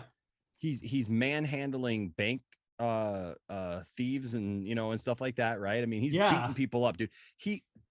And this is I'm not saying that this is the right thing to do, but he literally bends a woman over and spanks her over his knee in that comic, dude. Like it's kind of crazy, right? Mm-hmm. But on that cover, people always look at it and like every time that's redone nowadays, like in Superman Returns, what does Superman do? Superman saves the car, the green car, right? Mm-hmm. And they have that moment that's an homage to that scene, which right? Was so great. And he's in the it's cool. He's in the cartoon suit. Yeah. And so, I was actually talking about Superman Returns. Oh, okay. He did do that too. They do the homage, and he puts down the Mustang, the green Mustang, right, and puts it down, right. But what's he doing? He's saving it, right? Mm-hmm. He's saving the Mustang. He's being gentle. Yes, in Superman and Lois, it's a PT Cruiser, which I thought was cool because I used to have a blue PT Cruiser, and it's funny because my PT Cruiser was called the Super Cruiser because I decked it all out with Superman stuff. So I had awesome. I had floor mats and a wheel, and I had stickers all over it, and I put like a big S on the back of it and all on the sides of it, so people knew it was my car, man, because it was a Super Cruiser. So I thought it was funny that they put that in the Superman and Lois show, but they put a green one to make it look like the old timey car, kind of, the modern kind of deal, right? But what's he do? He saves it and he puts it down and he saves people, right? If you looked at Action Comics #1, he's not saving that car. No, he smashes it. He is smashing that car, dude. He's going full on Hulk on that car. He's going Hulk smash on that car because it was filled with gangsters. Yeah, I'm like, these characters, and people are running away in terror. Yeah, I'm like, these characters don't have as much of these hopeful and very happy and upbeat like origins as you think they are. Yeah, all right, next one. Funny. Yes. What's the point of Clark's dream visit with his dad? And I'm like, oh, geez. It's so he can have like one because remember, his father was like a big influence on him in Man of Steel. This is him trying to like have that, because remember, at that point, this is after the Capitol got blown up. So he doesn't know what to do. So he's like trying to like, he's going on like a quest to figure out, what do I do? Do I even continue being Superman? Yeah.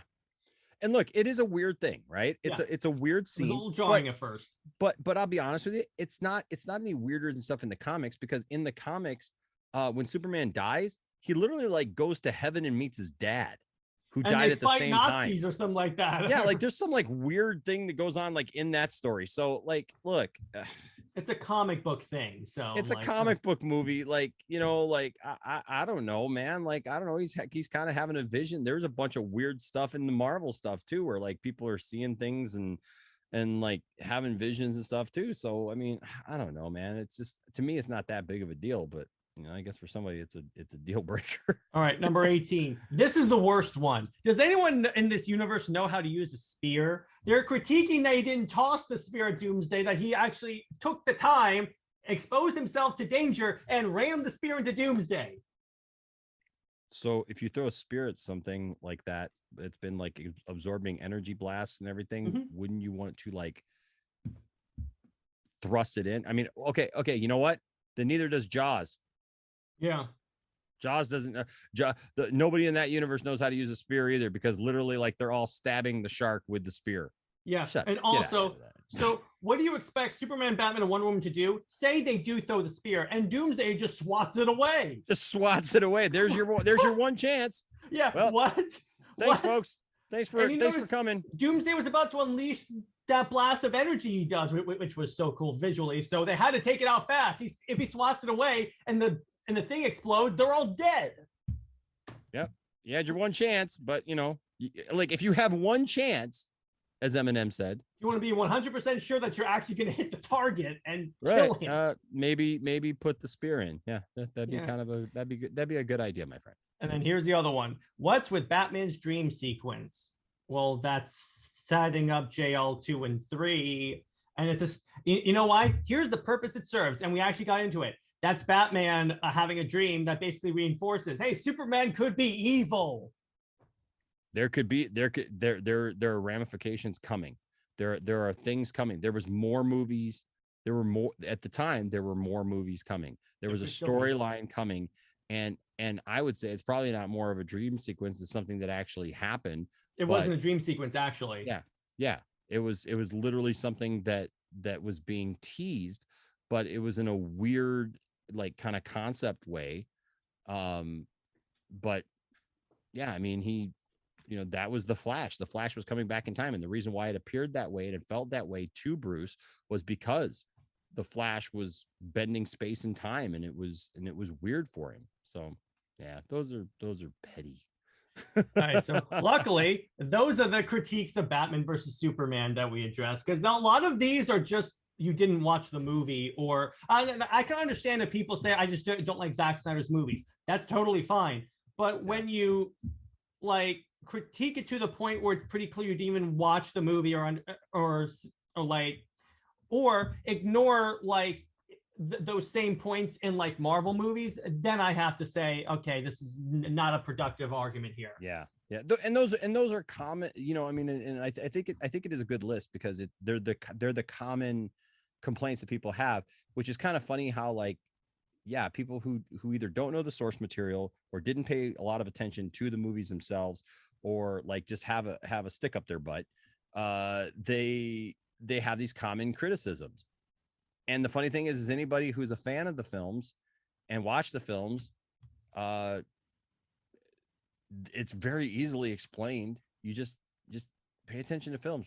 When you go to the movies, I would just say, if you're out there and you're listening to this, when you watch a movie, watch the movie. Pay attention to it. Listen to the movie. Pay attention to the movie. And actually have if you're going to have criticisms of a movie, that's fine. Let's have discussions. Let's let's do that. Let's have good discussions about it and have some fun, with it. Everybody doesn't have to love the same thing. No, nobody has to love Batman v Superman. But I do think that it goes without saying that, I think it's a good idea to, like, obviously there are people who do love it. I love it. I got to see the Ultimate Edition on a big screen. Lucky. A couple years ago in Detroit. And I also got to see Zack Snyder's Justice League on the big screen this last year. I saw that on social media. That was great. So, same people, dude, put it on. It was so much fun and so awesome to see that in that capacity, right? Mm-hmm. And when we saw BVS on the big screen,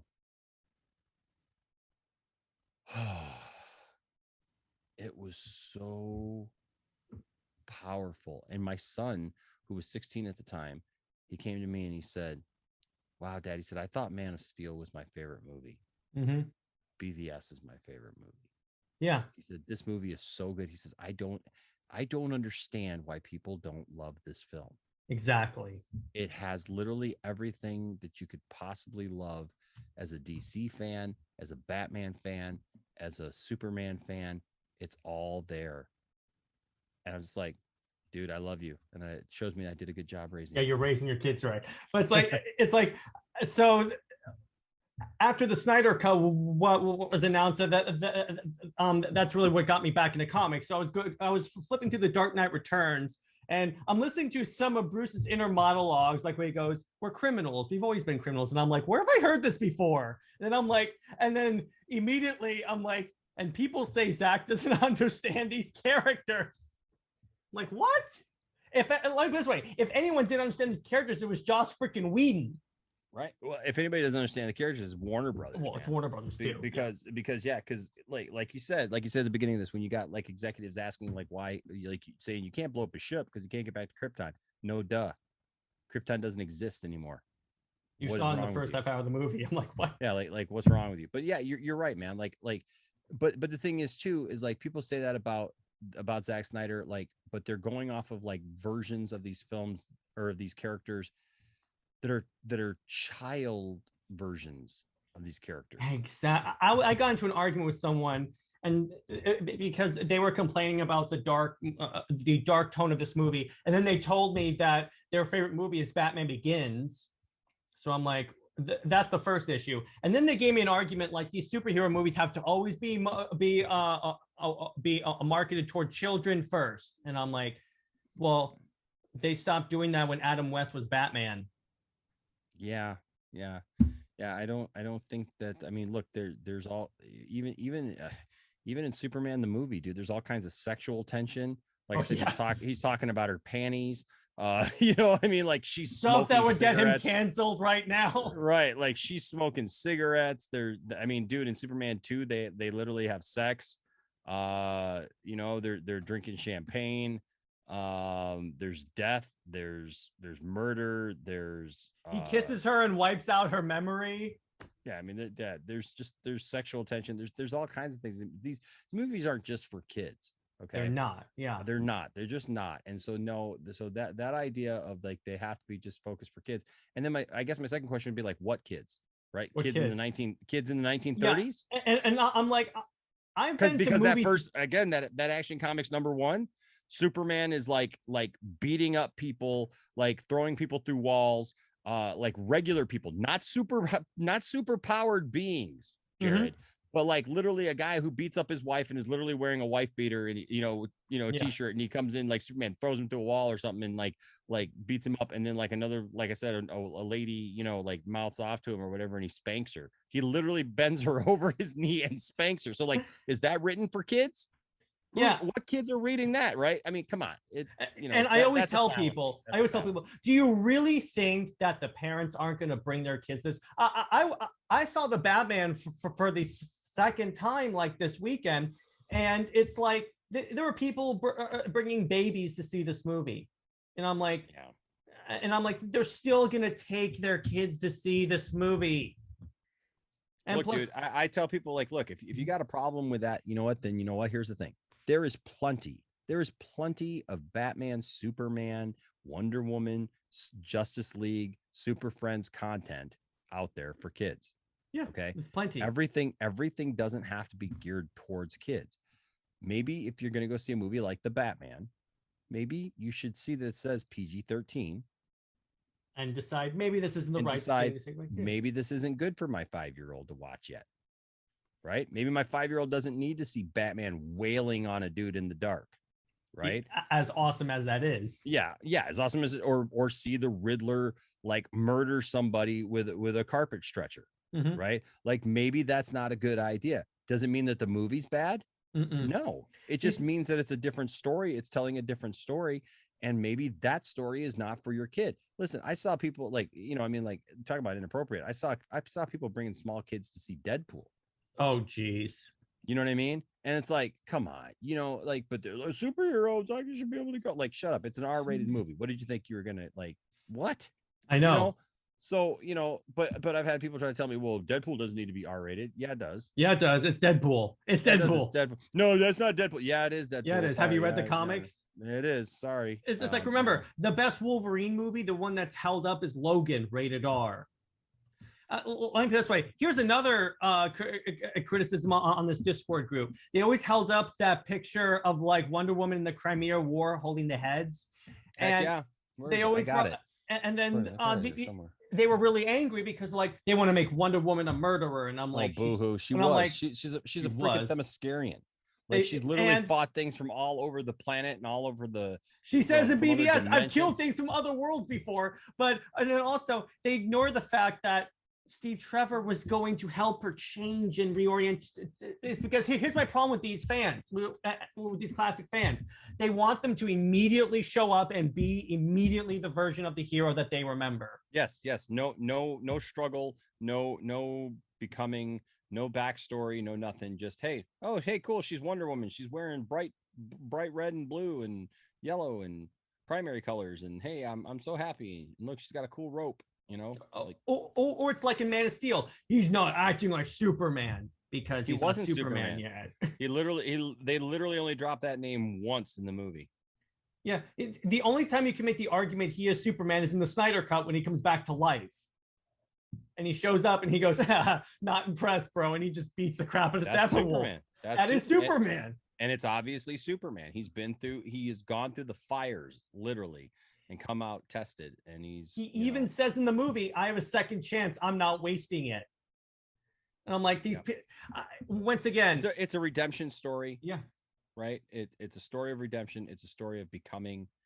And, it's standing the test of time. People complain about it. People whine about it, and they tweet about it, and they make podcasts about it, and they cry about it constantly, and they cry is a word for it. They tell all of us how crazy we are for loving it, or like how could nobody loves it. Like, no, there's plenty of people who do. I'm not crazy. I'm not a cultist. I'm not like some like obsessed fan. I just really like the story. I think it's a great story. Mm-hmm. I think it's a great take on these characters. And look, I love the characters. First and foremost, I love DC characters. Yeah. Right. But I don't want to see them disrespected. And by that, I don't mean that like it has to be my version of the story or my favorite version. Right. Yeah. I recognize that like we got this version, like some stuff that we're going to see coming up. Look at Superman and Lois, a lighter take. But even then, like what I think is funny is like there's lots of people who say that they hate like Zack Snyder's takes. But look at Superman and Lois. They have tried to do so many things that echo what Zack Snyder's done. And the director said he's inspired by Zack Snyder. Right. But people say, oh, I hate black suit Superman. It doesn't make any sense. Literally Lois and Superman does black suit Superman. Nobody complains. And there's a different context in the Superman and Lois because the black suit Superman is the bad guy. It's not even him coming back to life. Right. And so there's just all those things, man. Like people are like, I'm sick of evil Superman. But I love Lois and Superman because it's great. That Superman literally was an evil Superman from another who literally killed Lois Lane. Yeah. Melted her on like live TV. Yeah. Okay.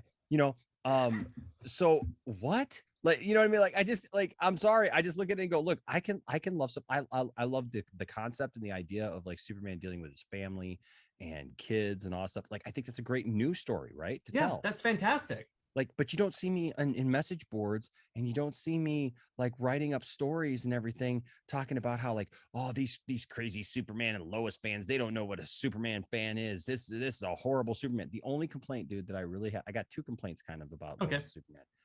One is I don't like the way fundamentally that Lois treats Superman in it. Yeah, I agree with you on that one. And that goes back to when they first introduced those actors as the characters, because it goes back to Crisis on Infinite Earths, when she literally, like, in a mean way, Lois should always like razz Superman, always give him a hard time. And I love that the way that they did it in Smallville. Lois was constantly, but there was a sexual tension between them, right? So it was so like even when there was no relationship between the two of them, like Lois would give him a hard time and like call him names and call him Smallville and all those things, right? But there was a flirtiness to it. It was lighthearted. There was a love there, right? I razz my wife all the time. She razzes me all the time, dude. But you know what? If I give her a hard time, she knows that I'm not being mean to her because I'm doing it in a playful way, right? Lois straight up tells Superman like a gangster in Crisis on Infinite Earths on there. She goes, "The world doesn't need you, Clark. As long as it's got Supergirl, we're fine." Oh my God. And Clark's just like, okay. And that's when the whole and that gets back to what I said earlier about them being heavy-handed into the political thing, because that's probably like female empowerment. Like, and I'm like, that doesn't work. But that's not female empowerment. Female empowerment is? Female empowerment is like the Wonder Woman movie. Yes. You have Tiffany and I love this. My wife and I love this. We watched Wonder Woman. We were like, wow, here's something special, because here's a man and a woman Oh, the woman is the main protagonist. She is the main character, right? Wonder Woman is a strong character. She's the strongest character in the movie. Her male counterpart has no superpowers. He's good at what he does. He's an army guy. He's got his own skills and set and whatnot. But he's not challenged by her. They don't try to make the man upscale the woman, and the woman is very much established as being who she is, but they work together. She's obviously portrayed as stronger than Steve and faster than Steve, and she is the hero of the film. But Steve also has his place, and he sacrifices himself at the end, right? And it shows that a man and a woman can work together in doing these things. It doesn't have to be that like one is greater than the other or whatever. Even if this main hero, and I don't think that it takes away from Wonder Woman being a hero.